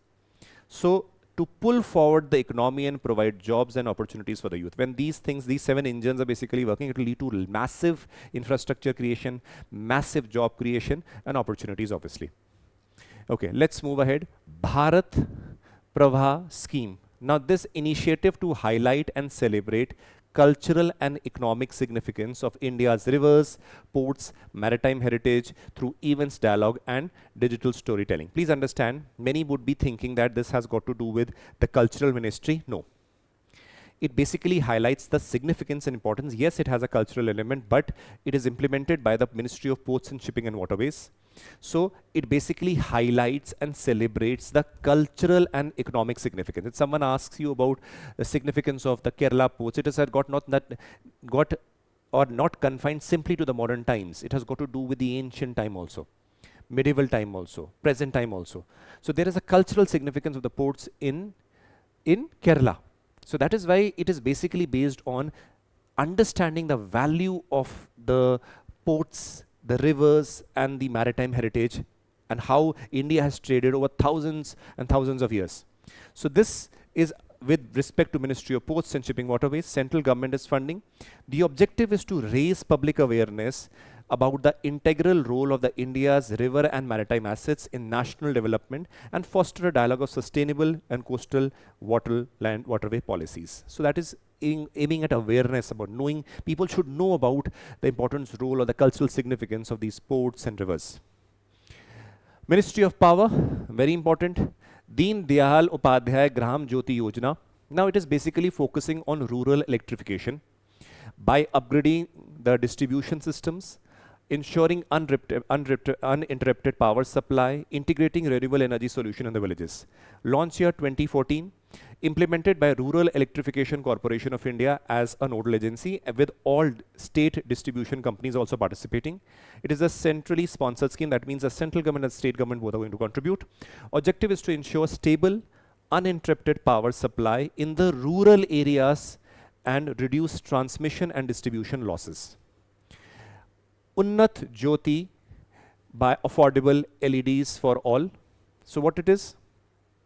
A flagship energy efficient initiative designed to promote LED lighting in the households by drastically reducing the energy consumption. We very well know that the new LED lights have come drastically reduce the energy consumption. So that is basically promoting the LED lights. 2015 launched. Energy Efficiency Services Limited, EESL, a PSU under the Ministry of Power, is implementing it. Financed by EESL and the distribution companies. It is a centrally sponsored scheme. That means the central government as well as the state governments are responsible for financing. To improve energy efficiency by replacing the conventional bulbs that used to be like energy guzzlers by LEDs, thereby reducing the electricity consumption and carbon emission. Next salient features, it is voluntary in nature, very important. It is not mandatory, it is voluntary in nature. Domestic households can procure LED bulbs and subsidized priced. Wide eligibility for households with meter electricity connections. So these are the features. Next, Pradhan Mantri Sahaj Bijli Har Ghar Yojana. Now this is important. Again, the scheme is aimed at providing last mile electricity connectivity to all unelectrified households in the rural and select urban regions. Did you realize? The previous schemes, basically, when we talked about Deen Dayal Upadhyay Gram Jyoti Yojana, it was rural. Rural area was a target. When I come over here, it is basically talking about rural and the selected urban areas. It can come all urban areas, no, selected urban areas. These are the words through which UPSC plays with you. 2017, Rural Electrification Corporation Limited, again, along with the state discoms, again play an important role. Financed by central government with additional support by the Socioeconomic Caste Census 2011 data, centrally sponsored scheme to ensure that every household receives electricity connection, thereby promoting social inclusion and economic development. This is the objective. Ministry of Ayush, National Ayush Mission. We very well know indigenous forms of medicine that is being promoted through this particular mission. This is basically a centrally sponsored scheme that promotes development and integration of the traditional system of medicine. Ayush, basically Ayurveda, Yoga, naturopathy, Unani, Siddha and homeopathy into the national healthcare system. So that means we should make use not only the modern medicine, right? Not only allopathy, it is about basically these forms of medicines also should be integrated. Now Ayurveda is thousands and thousands of years old. Why not take the best form, best use, make the best utilization of it? Similarly, the other forms also. Launch year 2014, Ministry of Ayush, Government of India. It is again a centrally sponsored scheme, as you see the distribution, right? Now, objective, integration, that means integrating the Ayush system into the prevalent medical culture that we talk about, that means into the mainstream healthcare. Service delivery enhancement, increase the availability of the Ayush services by setting Ayush healthcare and wellness centers. Educational development, upgrade Ayush educational institution and improve the quality of education. Research promotion, encourage research in Ayush system to validate traditional practices and promote evidence-based usage. Regulatory strengthening, that means regulatory framework to ensure quality Ayush and drugs practices. So this is against a overall mission to revamp the Ayush or indigenous or traditional form of medicine and bringing it into the mainstream culture. Ministry of Civil Aviation, very important, Udan scheme. Ude Desh Ka Aam Nagrik. Now there have been various forms and continuously upgradation with the scheme also. Newer forms of the scheme keep on coming, so we should have a brief idea about it. This was asked in the paper also. Please understand, see, in 2016 this was launched. But did you realize one thing? That last year only when the mains examination took place, this scheme was asked. Do you realize something? 2016. But the scheme was asked because it was mentioned in the newspaper. That is why, please, I'm telling you one thing. Anybody over here who has covered these schemes properly, whatever I have done, I'm going to cover also. There are many other schemes that are remaining. If you have covered all these, I can guarantee you one thing. If the questions of scheme comes, whether in prelims or whether in mains, you will not have any problem. So make sure that you do all of them properly and highlight what I've already told you. So it is a regional connectivity scheme aiming to make air travel affordable, widespread, enhancing economic development by connecting underserved and unserved airports across India. Now please understand, it is basically promoting that people should use air travel as a means rather than, commonly rather than being a luxury travel. People earlier used to travel by air only who could afford. So realize what happened is this scheme basically brought down the prices also of travel. Many people very commonly started traveling also. So this scheme basically made the air travel reach the common household. So that is why launched in 2016, Ministry of Civil Aviation, Government of India, Central Sector Scheme to enhance regional connectivity to 120 new destinations and carry 4 crore passengers in the next 10 years. That is by 2026. This was the aim. Now objectives, enhance regional connectivity in the regions where the airports are not present, where the flights do not go, right? So by developing new airports and upgrading the existing ones. Offer affordable air travel options to common citizens. Now this will happen so automatically the demand is going to rise, more economic growth can spread. So promote economic growth and tourism in regional areas. Because if you realize if certain areas, let us say in the northeastern region, if someone has to go from, let us say, Punjab, Haryana to northeast, by train it might take very long time. But via airways, it might take a few hours. So the tourism and the economically also that region will develop. So provide financial incentives to the airlines, because financial incentives are provided because otherwise why will the airlines basically have that routes there? So they have to provide certain benefits or certain subsidies. That is why they can basically include those routes and lower the prices also. Salient features. So what are the features? Airlines must bid for the routes under the Udan scheme and commit to operating flights at a prescribed affordable fare. Viability gap funding. Financial support to airlines to offset the operational losses on the regional routes. So where certain operational losses are there, the amount can be, let us say, contributed from the side of the government. Affordable airfare, capped fare at rupees 2500 for 1 hour flights with 50% of the seats on the Udan flights offered at these rates. Other can be, for other 50% the prices can be increased. State government incentives, reduced VAT or GST on the aviation fuel, free land for airport development and other concessions to attract the airlines. Development of new airports, establishment of new airports in the regions, underserved regions to boost the connectivity.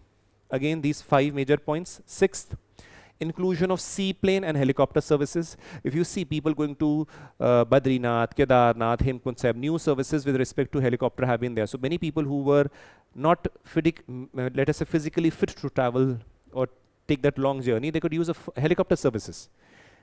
Seaplane are also very important means for promotion of tourism, particularly in the island region. So these are basically using this aviation means for economic growth, for attracting tourism also, right? So integration of seaplane and helicopter services to connect the remote areas. Udan portal provides real-time information on Udan flights, booking options, route details to enhance the user experience. Scheme duration, Udan scheme is designed to run for a period of 10 years, from 2016 to 2026. Now please understand there is an evolution of Udan scheme, how the changes took place. Now why this becomes important is, please understand, this, I won't say that you need to know every detail or the flights number and all, but little bit idea should be there with respect to the changes that took place. Udan 1.0 initially when it came, initiated with 5 airlines, Udan 1.0 awarded 128 flight routes to 70 airports, including 36 newly operational airports. So this was the initial starting. Then little revamping took place, 2.0 in 2018. 73 underserved and unserved airports were announced, and that means more inclusion, more airports coming up, more flights would be there.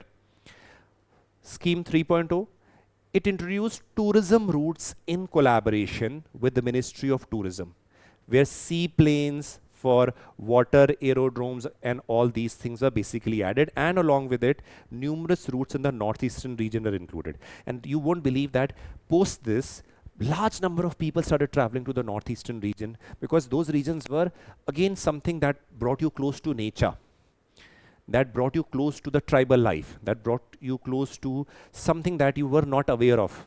And that is why the tourism also goes. And similarly, people from the northeastern region started moving to other places for work, for jobs, for tourism, travel.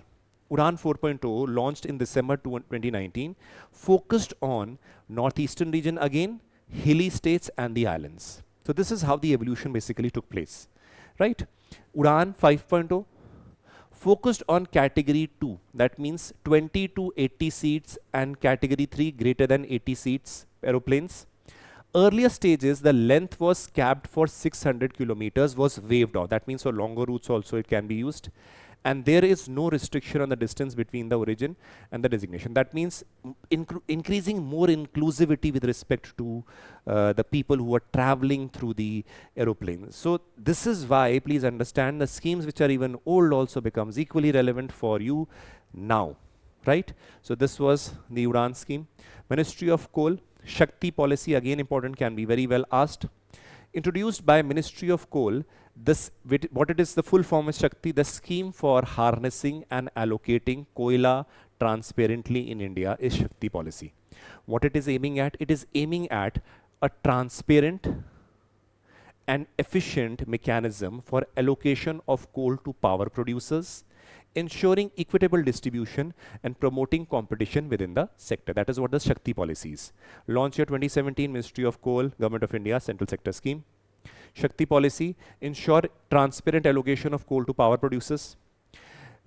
That is why you realize there was issues of coal scams and all we used to hear long time ago. That was because of the allocation of coal was not done in a very transparent manner.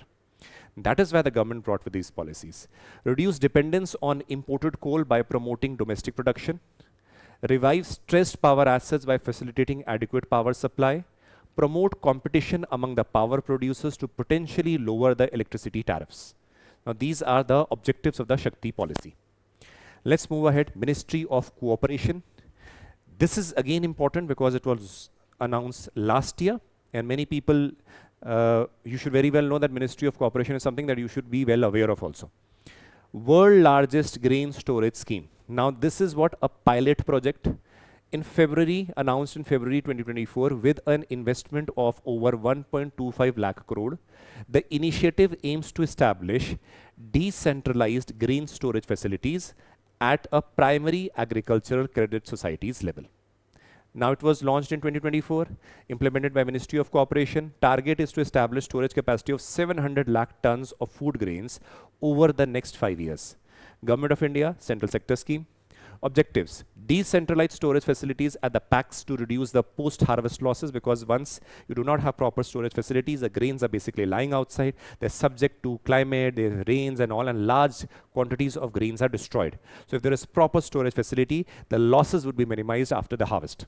Prevent distress by offering better storage options. Diversifying packs activities to include processing and other agricultural services for enhanced economic viability. These are the three.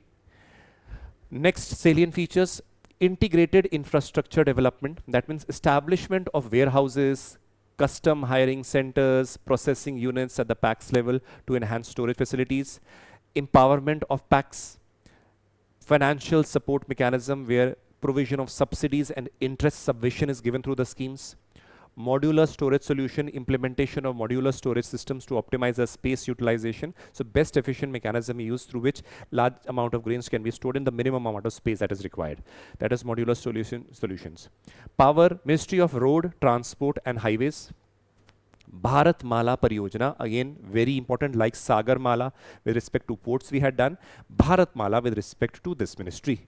Flagship. It is a flagship highway development project aimed at bridging major infrastructural gaps to facilitate smoother movement of freight as well as the passengers. Launched in 2017, National Highway Authority of India, along with execution support from the State Public Work Department. Central government funding along with the foreign and private sector investment from the cess that is derived, that is collected on the petrol and diesel, but majorly it is what? A central sector scheme. Objective: to enhance the national connectivity, decongest the highways and support economic system. Obviously, if you have proper highways, smooth highways, rapid transport can take place, a smoother transport can take place, and that is why that basically helps you to reduce the losses. And again, if the distance covered from one A point to B point is very less, automatically that is going to help in various means, especially for those which are perishable goods, right? Let's move ahead. What are the features? Economic corridors. Central government will build 9,000 kilometers of economic corridors in accordance with the specifications of the road construction project. Feeder routes or the intercorridors. Highways that come within the feeder routes or intercorridors are staggering 600 kilometers in length. Please understand, there are major corridors. Along with it, there are other feeders routes also that are going to be met. Clear? So national corridor efficiency improvement, 5,000 kilometers of road built under the program will be classified as national corridors to improve the connectivity between them.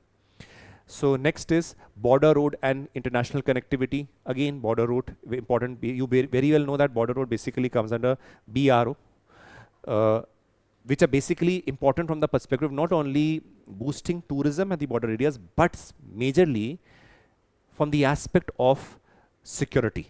Right, we very well know we have borders with China and our evergreen enemy, that is Pakistan. So over here, very important connectivity is very important.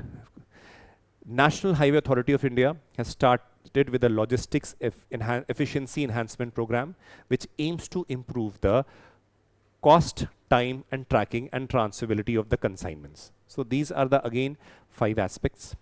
Ministry of Textiles, again very important. National Technical Textile Mission. Now please understand, many things, it will come into your mind, what is a technical textile? Now technical textiles are those fabrics which are made for a very specific utility rather than their looks.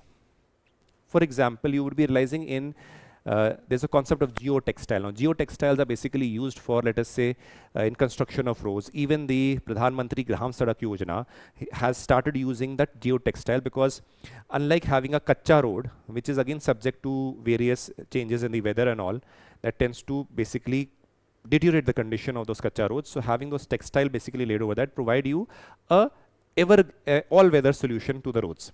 Similarly, in the construction of the highways also, for as a binding agent also, these textiles can be used. So similarly, for any other purpose, as tents also, now tents have certain various material that through which those textiles are produced that are not known for the looks, but for the strength or durability that they all give. Similarly, these promotion of these forms of textile is also in large demand in the international level. So that is why government has come up with a national technical textile mission.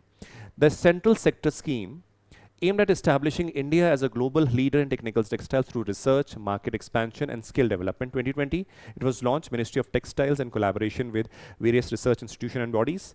It is financed by central government, central sector scheme to boost the domestic consumption and export of the technical textile, enhancing innovation and develop a skilled workforce. These are the some certain things that you should know. Salient features. What is technical textile? Technical textile are the fabrics made for specific function and performance rather than their looks. Clear? For example, what you wear, it is based on looks, aesthetics. These are for specific purpose, not for the looks majorly, right? It comprises 4 components: research and innovation in the field of technical textiles, market development, promotion, educational and skill development, so that this let us say area in the economy can expand further. Training and capacity building initiative with digital monitoring dashboards. Niti Aayog, again important. Aspirational District Program. A Niti Aayog coordinated initiative aimed at driving socio-economic development in lagging districts through competitive federalism and convergence of schemes. So those districts which are lagging behind and they need extra attention. Over here again, convergence of the various schemes are required so that a focused emphasis can be laid down on these development of these specific districts. So launched year 2018, Niti Aayog in collaboration with the state governments and the district administration is basically focusing on this. Financed by the central government funds and supplemented by the convergence schemes, so various schemes are collectively responsible for this objective to stimulate progress in districts by encouraging competition and collaboration, improving infrastructure, health, education, financial inclusion. So basically they're aiming at an overall holistic development of the district. So Government of India identified 112 aspirational districts based on the performance of 49 key performance indicators across 5 themes. Now please understand there are 5 themes over here, and under them also there are various sub-components through which it was identified that these districts need extra emphasis. Now along with it the percentages are given, so what contributed towards selection of certain districts. So 5 broad socio-economic themes are: first is health and nutrition, 30%. That means what is the status of the health and nutrition, let us say with respect to if certain, let us say certain places where women have a large iron deficit, or let us say they have anemia, let us say maternal mortality is more, infant mortality is more. So these parameters can be again used as a means for understanding that health and nutritional standards are not good. So health and nutrition is 30% contribution, educational levels and education 30%, agriculture and water resources 20%, financial inclusion and skill development 10%, infrastructure 10%. So these are again 5 parameters which can be asked in your prelims very well. They can put certain other things, right? They can put, let us say, some other parameter. Now you will be seeing that, oh, that is again equivalent to education and all. No, please understand, these are the 5 things that you should be knowing. They can even ask you that which among the following has the largest contribution percentage wise with respect to identification of an aspirational district. First they would put, let us say, health and nutrition. Second they would put infrastructure. Third they would put agriculture and water resources. And fourth, financial inclusion. Then you will be thinking, array, what is their percentage? You know 30% is nutrition and health, so that means more contribution. So these are certain things where UPSC basically plays games with you. So you should be little bit aware of these things so that you can answer them in the answer them properly in the examination. Otherwise, if you put fluke or guesses like this, then it will not be possible. So it is very well, you should read it many times, multiple times, you will be fine with it. Emphasize convergence of central and sector state schemes and citizens engagement. So it was basically convergence of the central government schemes and the state government schemes. So the best benefit of those districts which have been chosen under this criteria. Ministry of Statistics and Program Implementation. You very well know, very important schemes. Member of Parliament Local Area Development Scheme, where every member of parliament is given certain corpus of amount, that is 5 crore rupees annually, which as basically can be used by the member of parliament for the development of certain regions, right? Depending upon whether the member of parliament is from the Lok Sabha or from the Rajya Sabha, whether it is an independent member, so depending upon that. A central government scheme, which you have already done in your polity also for that matter. Central government schemes enables a member of parliament to recommend and implement development work in their constituencies. Launched year 1993, implemented by the MPs and the nodal district authorities under the overall Ministry of Statistics and Program Implementation. This is very important. Fully government funded, rupees 5 crores per MP annually, which is non-lapsable. This is very important. They can put a statement, it is lapsable, no, non-lapsable. Objective, to create durable community assets in drinking water, education, sanitation, road, public health. Especially, remember, focus has been given on the vulnerable sections, scheduled caste, scheduled tribe, their development, minorities also are emphasized over here. Salient features, a MP must allocate 15% of his funds for the scheduled caste areas and 7.5% for the scheduled tribe area if they are present in his constituency. All recommended eligible workers should sanction within 75 days from the day of receipt of the recommendation. Please understand, whenever a member of parliament basically wants an asset to be created, let us say a Lok Sabha member wants an asset to be created in certain part of his constituency, the district magistrate of that particular, under whose that jurisdiction comes, basically the fund will go directly to the district magistrate. It is not that it is in the account of the member of parliament. No. The member of parliament will point out that I want certain things to be done, or let us say connections have to be done, or let us say a chalk has to be made, whatever thing has to be done. So that will be approved, and basically that will go to the district magistrate, and district magistrate will make sure that that project is basically implemented. Right? It is not that it is in the account of the member of parliament. No, not at all. So district authority shall, however, inform the member of parliament regarding rejection or any within 45 days from the date of receipt. Now please understand, there are two things very important. All recommended eligible work, that means the member of parliament wants certain work to be done, should be sanctioned within the 75 days from the receipt.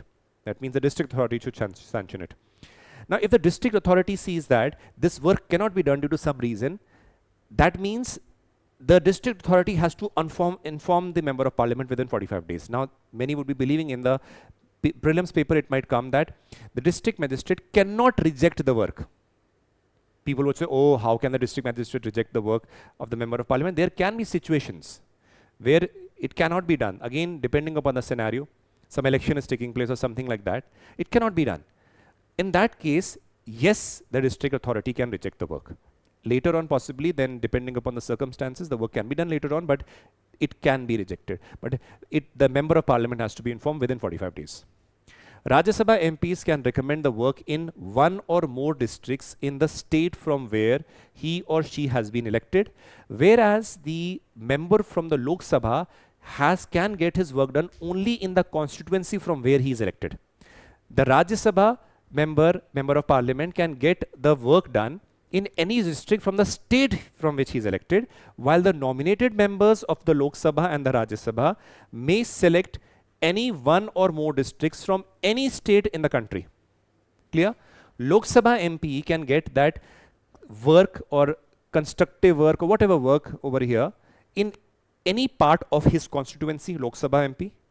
Rajya Sabha MP can get the recommended work done in any district of the state from which he is selected or elected, and a nominated member from the Lok Sabha, Rajya Sabha in any district across the country.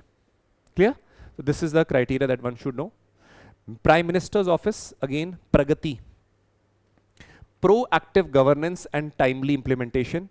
And ICT. ICT is Information and Communication Technology. ICT based platform developed by the Prime Minister's Office for transparent and timely implementation of the key projects and grievance addressal.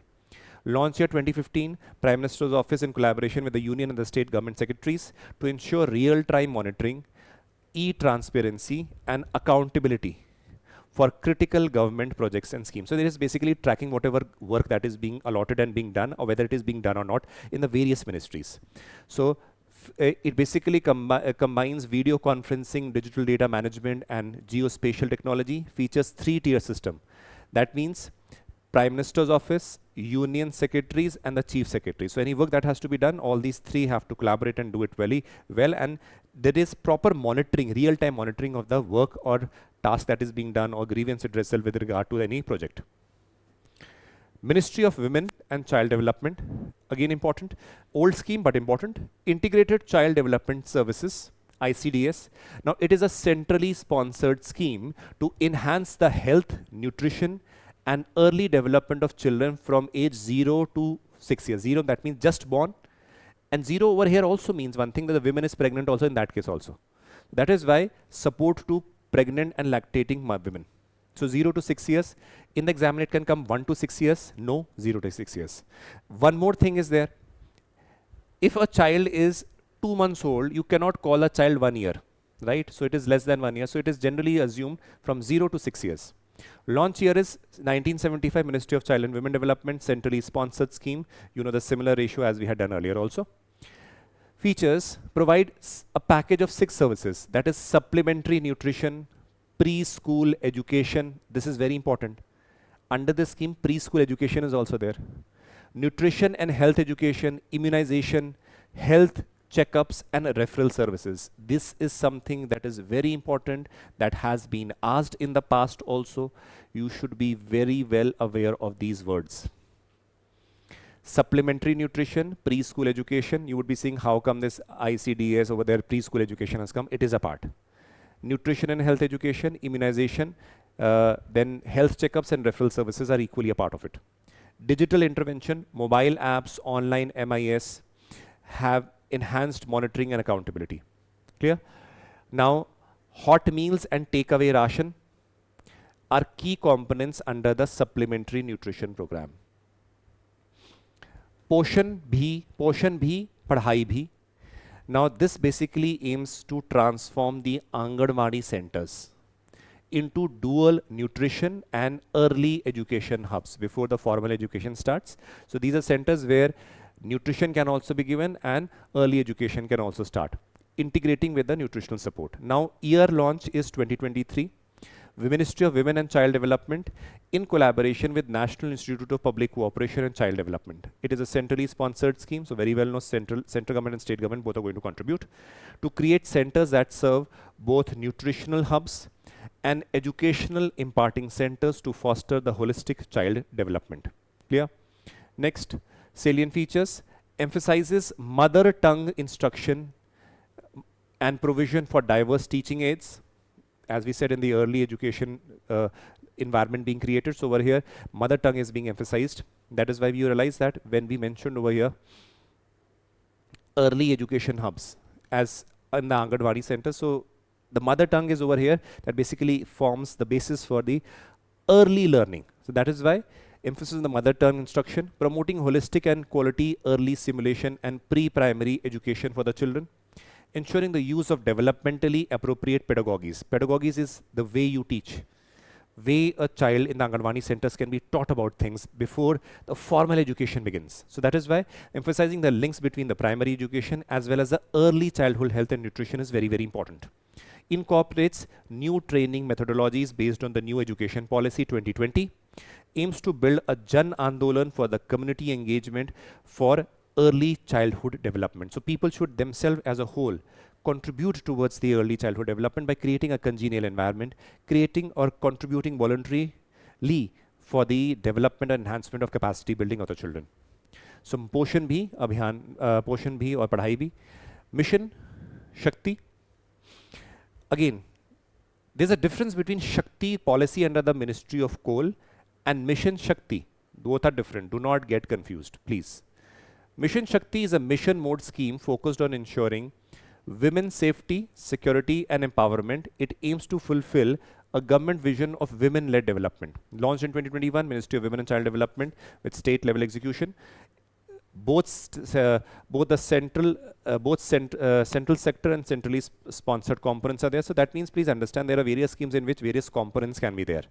in which certain components can be financed completely by the central government, which is a central sector part, and other components can be contributed by both the center and the state, so that is a centrally sponsored. So it has both of the aspects. Objective: empower women by reducing their care burden, promoting safety, increasing female labor force participation. So overall empowerment of the women is basically being aimed at under this. Beti Bachao, Beti Padhao, again a very important scheme, because we saw that 2011 census that came, a rapid fall in the sex ratio was observed, and child sex ratio also. So the aim had been that one should aim at increasing the sex ratio also. So if you see the sex ratio of 2011, you realize that it was close to 940, and child sex ratio basically 914. That was very dismal. So over here, that is why we said Beti Padhao and Beti Bachao and Beti Padhao addresses the gender imbalances. That means basically the sex ratio we are talking about. Sex ratio. That means the sex ratio and the child sex ratio both. And empowering the girls through improved health, education and social awareness. Launch year 2015, Ministry of Child and Women Development in collaboration with the various other ministries to improve the sex ratio at birth and enhance the overall development and protection of the girl children, as we had already mentioned. Salient features: focuses on behavioral and social changes. Please understand, you have to change the mindset of the people. If they have a patriarchal mindset, that means a woman or having a girl child is taken from a very negative point of view, then that requires a change in the mindset, the way people think. That is why behavioral and social changes are very important. Involves capacity building of the frontline workers and extension of SBCC, that means social behavior change communication campaign. So that means campaigning towards how the perspective of the people can change. Includes measures to prevent child marriages. Again, child marriages are a basic symbol of realizing that over here, basically, please understand, when we talk about child marriage, there are scenarios in which either the girl and the boy both are getting married are both underage. That means the boy under the age of 21 and the girl under the age of 18. But large number of cases you realize that the boy who is getting married to a girl, the boy might be an adult, but the girl, or let us say a boy, might not be a minor. He might be even 30 years, 40 years, but the girl might be a minor. So in any case, the girls are over here also who are the worst sufferers. So child marriage also talks about a patriarchal mindset of the families where they don't want their children to get educated, particularly the girls, because they think that the girl is already going to get married and go to some other house. So why should we educate a girl? That is why preventing child marriage and tracking gender-related indicators, real-time monitoring and centralized implementation committee to adhere the targets is something that is focused on. Pradhan Mantri Matru Vandana Yojana, PMMVU. So what it is, understand, it aims to provide partial wage compensation to women for wage loss during the childbirth and childcare. Again, a very interesting scheme. So a partial wage compensation which the women basically tend to lose during the time of the childbirth and the childcare they're taking place. So 2017, Ministry of Child and Women and Child Development along through the state agencies. It is a centrally sponsored scheme. So what is the objective? Ensure the safe delivery of the children, promote good nutrition and feeding practices, encourage breastfeeding during the first 6 months. So this is very important. Over here, do you see that it is basically Pradhan Mantri Mantru Vandana Yojana, where wage compensation is an overview, but over here the focus is on safe delivery, good nutrition, feeding and breastfeeding promotion for at least 6 months. When you hear the name and when you see these things, it is important. These what I've highlighted in these things, these are very important for you to note down. Clear? Chale. Cash, let us say salient features, cash incentives of rupees 5,000 are dispersed in 3 installments. Very important, 3 installments. Please, it is not 2 installment, not 4 installment, 3 installments. Based on the fulfilling conditions such as early registration, antenatal checkups, post-delivery vaccination cycles. So you will be given this amount. Women. Beneficiaries, pregnant women and lactating mothers. This is a short form of pregnant women and lactating mothers who have a pregnancy on or after 1st January 2017 are eligible. The cash incentive is payable in 3 installments for the first live birth. Exclusion. Who are excluded from this? The pregnant women and lactating mothers who are in regular employment with the state or central government or public sector units or enterprises undertaking, those who receive similar benefits from any other law are excluded from it. Integrated with the Janani Suraksha Yojana to further supplement the maternal health. So these are certain features.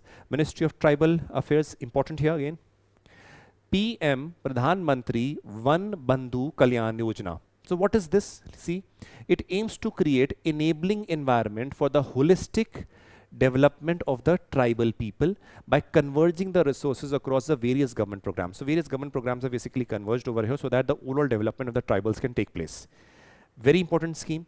This was basically launched in 2014 by the Ministry of Tribal Affairs in collaboration with the state government. It is a central sector scheme. That means only the central government is contributing financially to ensure that all intended benefits of goods and services reach the tribal communities effectively. Unless what happens is, because the tribals are unaware, because they are backward, they are in a way isolated also. When you talk about the particularly vulnerable tribal groups, they're very backward. So you realize that they might not know about the schemes that are launched, and very often corruption creeps in, and the targeted benefits that are there for the tribals, they might not even know about them and not benefit only.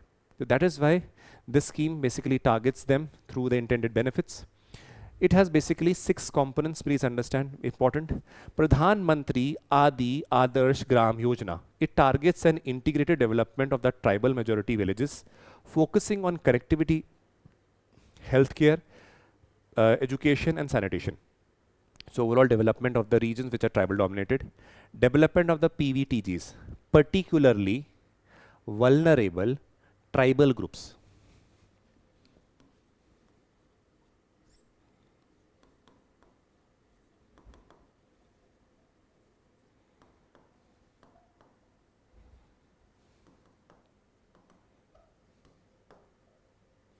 Please understand one thing, just over here.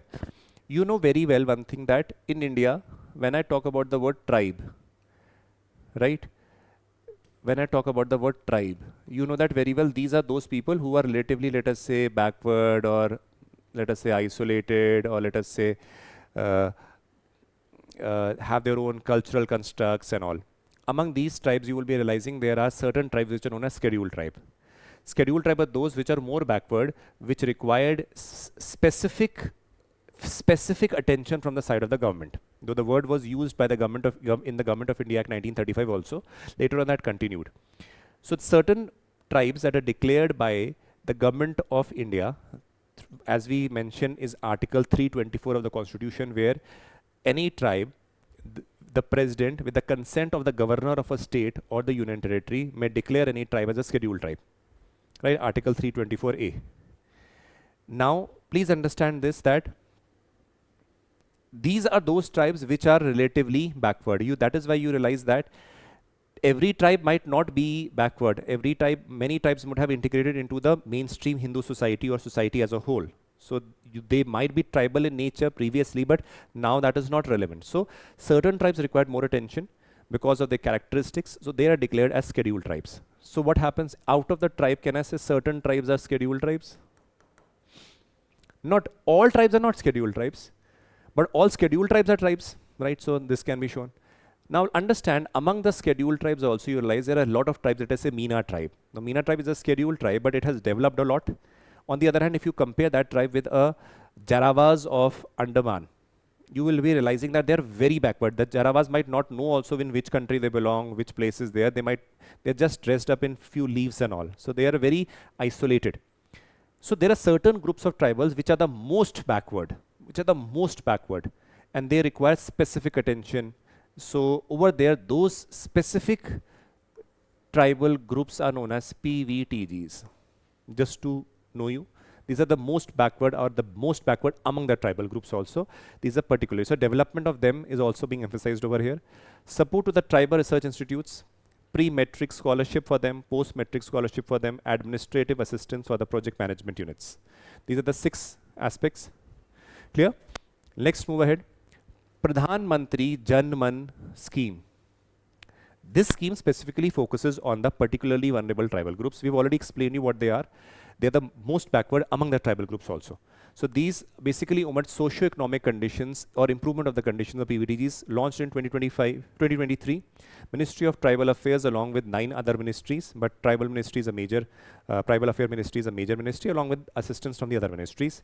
It is a centrally sponsored scheme having central sector component to provide basic amenities such as safe housing, clean water, sanitation, electricity, connectivity to the PVTG's household. So what they're trying aim at, why the PVTG should be left behind. They should also be included or benefit from the fruits of development. So over here, there are certain components that are being present here. See, sabko pakka ghar, har ghar nal se jal. That means pakka house should be given. Everybody should have tapped water. Gaon gaon tak sadak. That means a proper connectivity of the roads. Har ghar bijli. Every household should have electricity. Shiksha ke liye hostel. So hostels for education.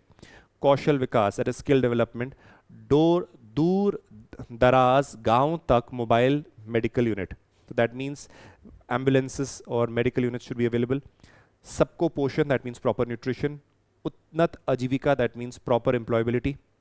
Dur daraz gaon tak mobile network, so that means mobile connectivity. So these are the basic things that are components of the PM Janman. Please understand. 1, 2, 3, 4, 5, 6, 7, 8, 9, 10. These are the basic things. Please understand, very important. Okay. Ministry of Science and Technology. The Purple Revolution Aroma Mission, this is basically at boosting the lavender cultivation at Jammu and Kashmir and promoting aromatic crops in order to increase the international market competitiveness also. Launched year 2016, Ministry of Science and Technology along with CSIR and rest of the related agencies, and central sector scheme, that means completely funded by the central government. What are the features? Cultivation of lavender and other aromatic plants like rose, lemongrass and rosemary. Startups related to this and research in this field. Employment in the remote regions with a focus on the value chain integration. National Biopharma Mission. National Biopharma Mission. Now see, the mission to transform India's healthcare landscape by developing affordable and indigenous biopharmaceutical products. It was launched in 2017, Biotechnology Industry Research Assistance Council under the Ministry of Science and Technology. Financed by World Bank loan covers 50% of the budget, with the remaining financed by the central government. What is the objective? To enhance domestic production capabilities of the biopharma and lower the healthcare cost. Salient features: development of next generation MRI scanners and other high-tech medical devices. Innovate in India I3 program supports startups in the sector. Triple helix model involves the government, the academia, and the candid industry. So these are the 3 aspects. Genome India Flagship project. Now what it is? Basically it is a research initiative to sequence the Indian genome and develop a comprehensive India genome reference grid, because it can be very useful for further understanding the genetic profiling. It also helps in treatment of diseases. Further in the future, as we realize AI is being used for targeted medicines, can also be used over here. Along with it, various cultural studies, it can also be used. So 2020 it was launched, led by the Indian Institute of Science Center for Brain Research, with participation from over 20 universities under the Department of Biotechnology. Centrally funded, that means central sector. Objective: to understand the genetic variations in the Indian population for better predictive diagnosis. As we said, with the difference in the genomes, you realize that the response to the various medicines might also vary. Like for example, blood group B is better at dealing with the bacterial infections. On the other hand, blood group A and O are better at dealing with the viral infections. That is why you realize in India you have largely B group. On the other hand, in the European and Europe and primarily in the United States, you have A and O blood group. So these are the things that you basically try to understand. So next is National Quantum Mission, a high priority mission to position India as a global leader in the quantum technology, which is again very important. Google and other major firms are basically working on quantum technology. Launched year 2023, coordinated by Ministry of Science and Technology, participation with top national research institutes, centrally funded, to develop intermediate scale quantum computers, quantum sensors, and secure quantum communication in order to boost if you have the quantum computers, you can boost the field of research. Calculation that take place certain minutes can be done in certain microseconds or even lesser duration. So that is why this is very, very important for the further, let us say, processing of the data that we basically will come across in the future time. So Ministry of Rural Development, Pradhan Mantri Awas Yojana Grameen, a rural housing scheme aimed at providing pakka houses with basic amenities to the poor. Launch year is 2016, Ministry of Rural Development, with execution via state agencies and the Gram Sabhas. Centrally sponsored, that means state and central government both are going to contribute.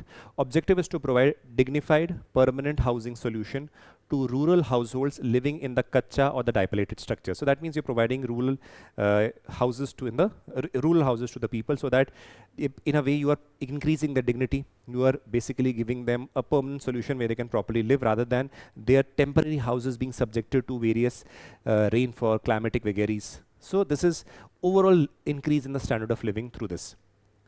Now, salient features: full grant assistance is given, 3-stage beneficiary validation, that means through the census 2011, through Gram Sabha, and through geotagging, that means geospatial technology is being used, whether the work is done or not.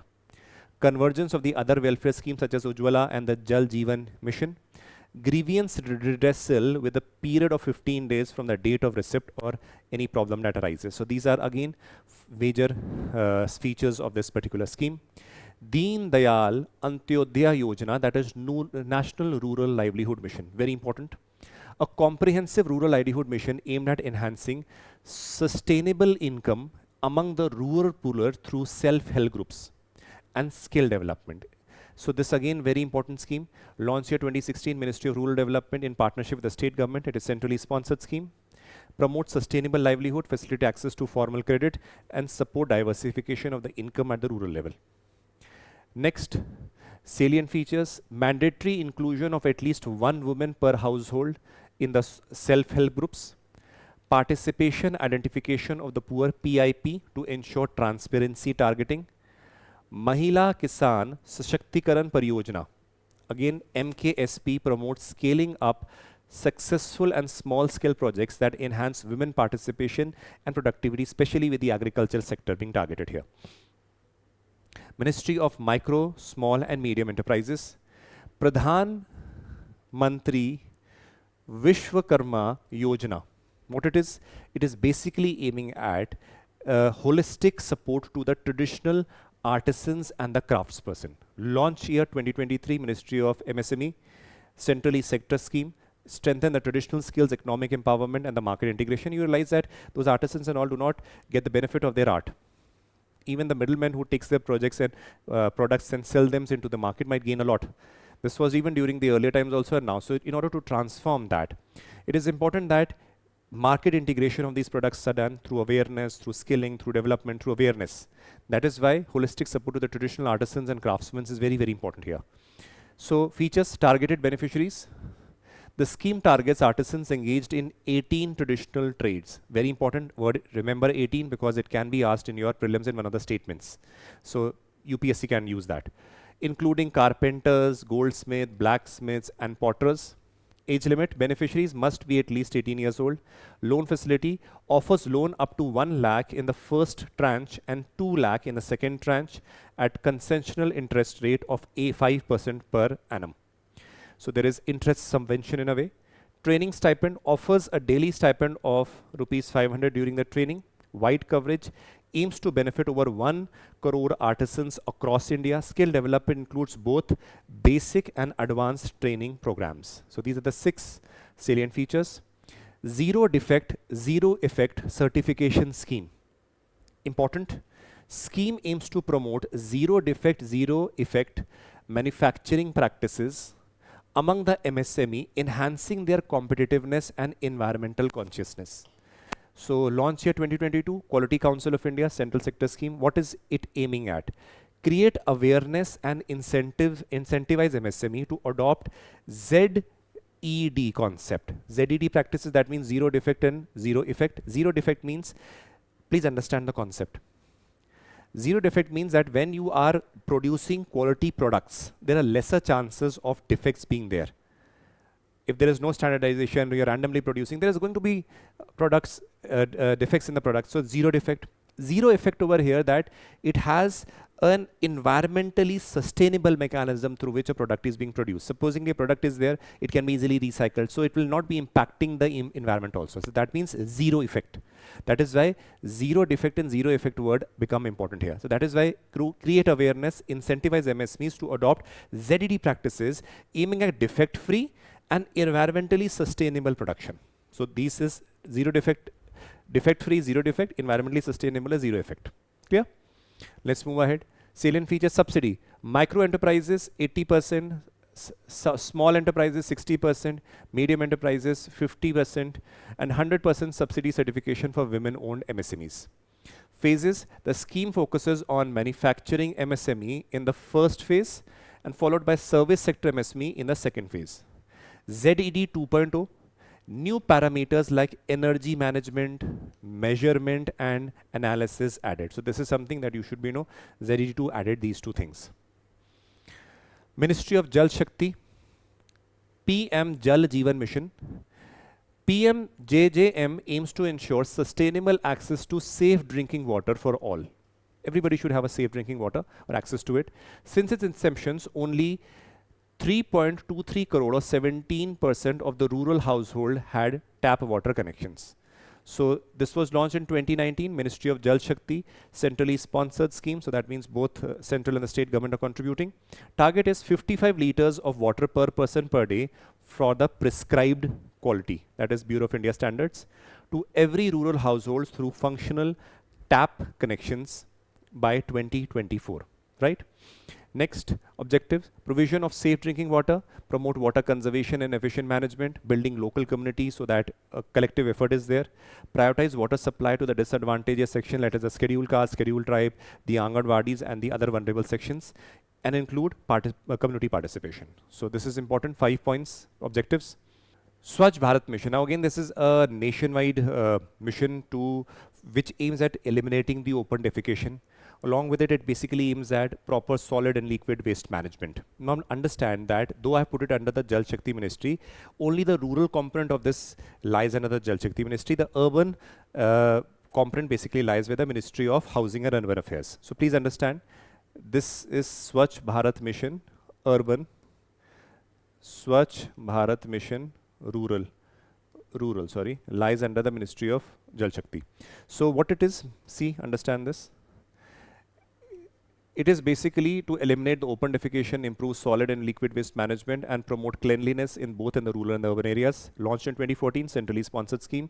Urban component with the Ministry of Housing and Urban Affairs, and rural and the Ministry of Jal Shakti. Now, what are the salient features?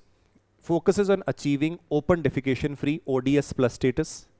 Promote menstrual hygiene awareness. People should know what is menstruation, what are the issues associated with that, so people are more aware about that. Sustainable sanitation practices under the ODF Plus initiative in phase 2. Remediation of the legacy dump sites to achieve garbage-free cities. Construction of toilets have been emphasized. Solid waste management. Over here, focus on reuse, reduce and recycle has been there. Liquid waste management, where fecal sludges management in the urban areas with less than 1 lakh population. Now, another is behavioral change campaigns, where people are basically aimed towards community participation is focused here, so that the behavior of the people changes with approach towards cleanliness. That means when you keep your houses clean, you should take as your district, blocks or state or country also as your home, and basically focused on cleanliness. So through various promotional campaigns also, and awareness. Eradication of manual scavenging and school sanitation. Sanitation at the level of the schools toilets for the girls, because if you do not have toilets or separate toilets for the girls, there's a possibility that girls who are particularly during the menstrual time or periods going on might not come to the school. So that is again important.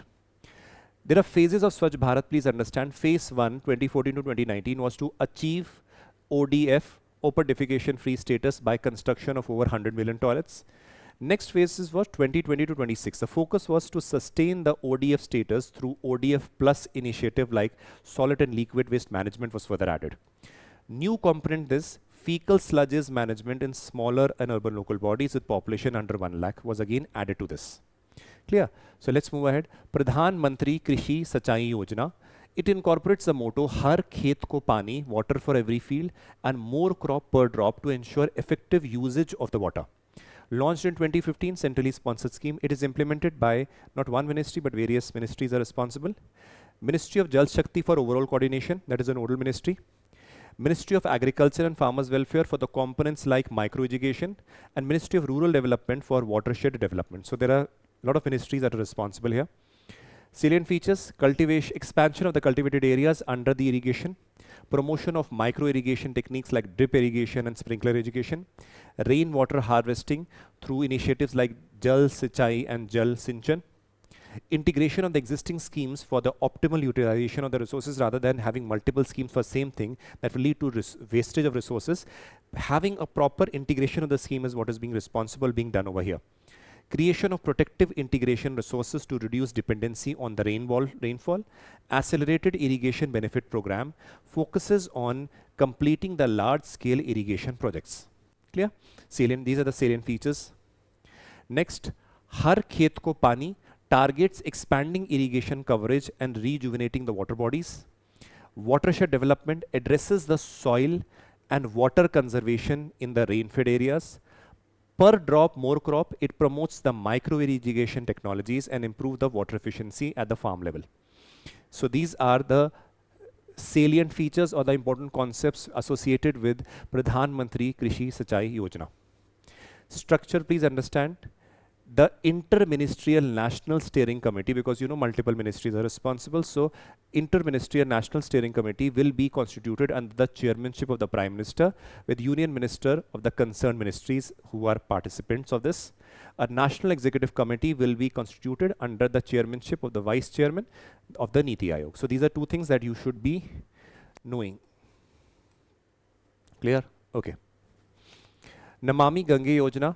Now, aimed at rejuvenation of river Ganga, cleanliness and its associated aspects with its tributaries. So Namami Gange Yojana is an integrated conservation mission aimed at rejuvenation of the sacred Ganga river and its tributaries.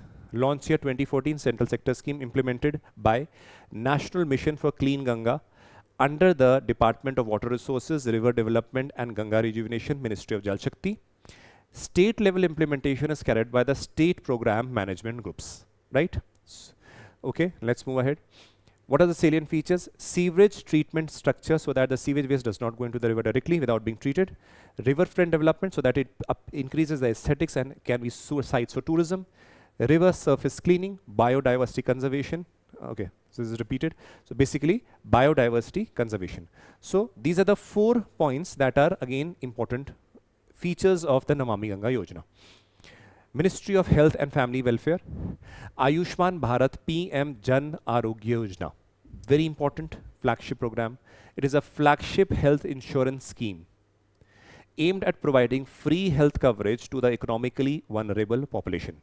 Launched in 2018, it is a centrally sponsored scheme. Ministry of Health and Family Welfare are the implementing ministry, implemented by the National Health Authority.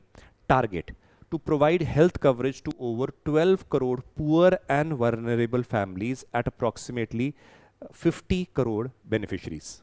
Clear?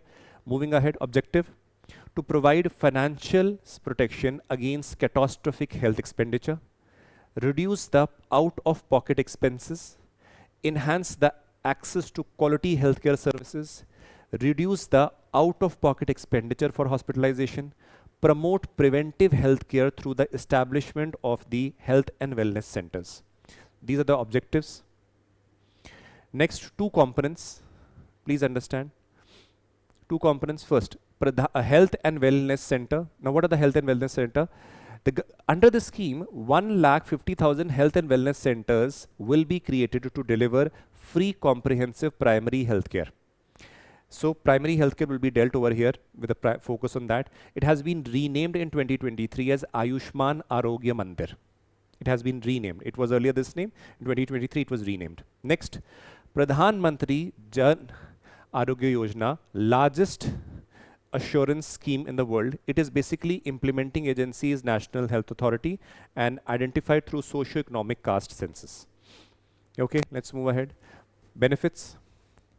Covers up to 3 days of pre-hospitalization and 15 days of post-hospitalization expenses such as diagnostics and medicines. Rupees 5 lakh per family per year for secondary and tertiary sector hospitalization. Services available across the public and private sector. No cap on the family size or the age of the family member. It is completely cashless. For senior citizens, all individuals aged 70 years and above are eligible irrespective of their income. Important cheese, that is very important. National Health Mission. National Health Mission. See, we have done over here Ministry of Health. This is Ayushman Bharat, is something very important, and previously National Health Mission is again something that you should be aware of. Launched in 2023, National Health Mission aims to provide universal access to equitable, affordable and quality healthcare services to both the rural and the urban population. Launched in 2013, centrally sponsored Ministry of Health and Family Welfare Agency, National Health Authority. Again, enhanced equitable access to quality healthcare, delivery system strengthening, addressing underdeveloped, underserved regions, improving outcomes of the maternal, neonatal and child and adolescent health. So overall sector improvement through the National Health Mission is basically being aimed at. What are the submissions? National Rural Health Mission focuses on improving the healthcare in the rural regions. What is the National Urban Healthcare Mission? Aims to provide healthcare in the urban settings. What are the key implementing agencies over here? Please understand the apex body for the technical support is National Health Systems Resource Center. Apex body for training, National Institute for Health and Family Welfare. Policy direction at the national level provided by the Mission Steering Group, chaired by the Union Minister of Health and Family Welfare. This can be asked in your paper also. Policy direction at the national level. Okay, let's move ahead. Ministry of Finance, Unified Pension Scheme that was even announced in 2025. So this is something that you should be very well aware of. Unified Pension Scheme is a retirement benefit program introduced to provide assured pension to benefits of the central government employees upon retirement. Launch year is 2025, Central Sector Scheme, Department of Financial Services under the Ministry of Finance to provide defined post-retirement pension for central government employees through simplified and unified pension system. So what it is? Salient features, pension calculation. See, the employees with at least 25 years of service would be entitled to equal to 50% of their average basic salary over the last 12 months of service. Clear? Very easy. Who have served for 25 years? They will be getting entitled to a pension of 50% of the basic salary that they were receiving. Please understand, when you have the basic salary, let us say 1,000 rupees, then you have HRA, then you have DA, then you have other things. So we are talking about the basic salary, not including the other components. Those with 10 to 25 years of service receives a prorated pension. That means again that is depending upon the scenario over there, not exactly the 50%. Minimum pension, a minimum monthly pension of rupees 10,000 is guaranteed for employees with at least 10 years of service. So this is again what is being told. Family benefits, in the event of an employee's demise, the family is entitled to 60% of the pension amount. Additional benefits, the scheme includes provisional form, gratuity and lump sum retirement payouts also. Eligibility, central government employees covered under National Pension Scheme or employees who have completed a minimum of 10 years of service are eligible for the pension benefits, with the amount varying based on the total years of service. So these are the eligibility criteria. Stand Up India Scheme. Now this is again very important scheme with respect to promoting the entrepreneurship among the women as well as the scheduled caste and scheduled tribe communities. See, the scheme promotes entrepreneurship by enabling the scheduled commercial banks. SCBs are scheduled commercial banks. Provide loans ranging from 10 lakh to 1 crore to at least one SC/ST borrower and one women borrower per branch for establishing greenfield enterprises. Greenfield enterprises means something there was nothing was present previously, something fresh is being done. So focus on as scheduled caste, scheduled tribe and women. So launch year 2016, centrally sponsored scheme, Department of Financial Services, Ministry of Finance. Implementing agency, SIDBI, Small Industrial Development Bank of India. Objectives, promote economic empowerment and financial inclusion of the marginalized communities. Right. Next, salient features, loan amount. It is a composite loan, inclusive of term loan and working capital that varies from 10 lakh to 1 crore. Hand-holding support, online portal that is www.standupmitra.in, developed by SIDBI for Stand Up India scheme, provides guidance to the positive entrepreneurs. Repayment method, loan repayable in 7 years with a maximum moratorium of 18 months. Interest rate, low interest rate applicable. Again, there is interest subvention and lower interest rate is basically offered to these targeted people, right? Pradhan Mantri Mudra Yojana. Again, this scheme was aimed to provide financial support to the members of the lending institutions to micro and small enterprises, fostering entrepreneurship, self-employment and income generation. Launch year 2015, centrally sponsored scheme, Ministry of Finance. Mudra is micro unit development and refining agency. Promote economic empowerment and financial inclusion of the marginalized communities. This is the major objective. Salient features, loans that are guaranteed. Shishu, loans up to 50,000. Kishore, loans above 50,000 to 5 lakh. Tarun, loans above 5 lakh to 10 lakh. Tarun Plus, loans above 10 lakh to 20 lakhs for successive Tarun loan repayers, introduced by the Union Budget in 2024-25. So this is something that you should be knowing. Pradhan Mantri Jan Dhan Yojana, something that you should be very well aware of. 2014 it was introduced as a means of increasing financial inclusion. Pradhan Mantri Jan Dhan Yojana is a national mission for financial inclusion aimed at affordable access to essential financial services such as banking, saving, remittances, loans, insurance and pensions. Launched in 2014, central sector scheme, Ministry of Finance. Target was to open more than 3 crore bank accounts under the Pradhan Mantri Jan Dhan Yojana by 2024-25, which was very well achieved. Objective, universal affordable access to banking and services. Focus on unbanked households who did not have the accounts so that they open it. Promote financial literacy and awareness. Encourage digital financial transaction. Eligibility, age 10 years and above, residency Indian citizens or residents, document valid ID, address proof, passport and size photograph.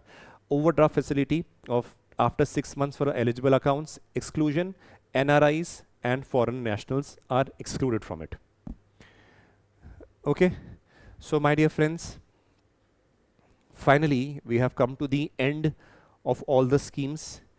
Just an advice to you from my side, we have covered almost, we have covered all the ministries which are required for you to be covered. And this is one short video where, please remember, if you want to pause the video anywhere, pause it, note it down, because obviously it is a video that you're going to see. Everybody has a different pace of writing. So when you are seeing this video, if you find that certain where you have to pause, you have to copy, pause it, copy it. Take one day. It doesn't mean 12 hours or 24 hours, no. Take few hours and try to complete as many schemes. Take few days, every day take a few days, let us say 1 or 2 hours in a day, and just make the notes out of it, which I have made over here. Look at the video, look at it properly, and please make sure that what I have highlighted, you should just note it in your points in briefly. So when you revise it, it is a consolidated notes for you for your prelims and the mains examination. Remember that.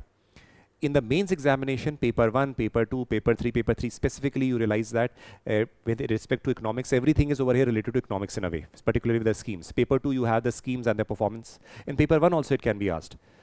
It can be asked in your, or you can use it in your optionals also, in your essays also when you're writing answers. So these schemes become very important, specifically when you're giving some recommendation of what the performance of the government has been. The one who has hold of the schemes can do much better than the other who does not. In the prelims also, I've already told you 5 to 6 questions can come directly, or 1 or 2 questions plus minus indirectly also. So you at a disposal or losing, you will be losing close to even 10, 12 or 13 or even 14 marks, because certain statements of a schemes can come in a large question that comes where certain mention of a scheme might be there. So please remember, do it well, do it properly. These are all the schemes that have been covered. So if you do this, there will be no issue with respect to the schemes. If anything that comes beyond this, then it's beyond everybody. So you don't have to worry about that, because that is not according to the cost benefit ratio feasible also. So all the best to you from my side. Lots of luck, lots of hard work, lots of wishes, lots of love for your preliminary examination, and all those who are not giving the prelims this time also, possibly preparing for, let us say, 26, 27, 28, 29, whatever year, you also make the use of it. Why? Because see, next year also when the people are going to do the schemes, supposingly 10 more, 12 more schemes come, but again you have to do the other schemes also. So please make sure that you cover these schemes right now for those who are going to attempt the paper after few years also. Please understand, as we have covered the old schemes also, similarly today's scheme will be relevant in future also, and UPSC is very well plays its tactics of asking the old schemes. So make sure you do it well. Lots of love, and as we always say at the end, Jai Hind, and achieve your goals. We are always there with you as a Physics Wala team, and so that you achieve your goal. God bless you, and Jai Hind.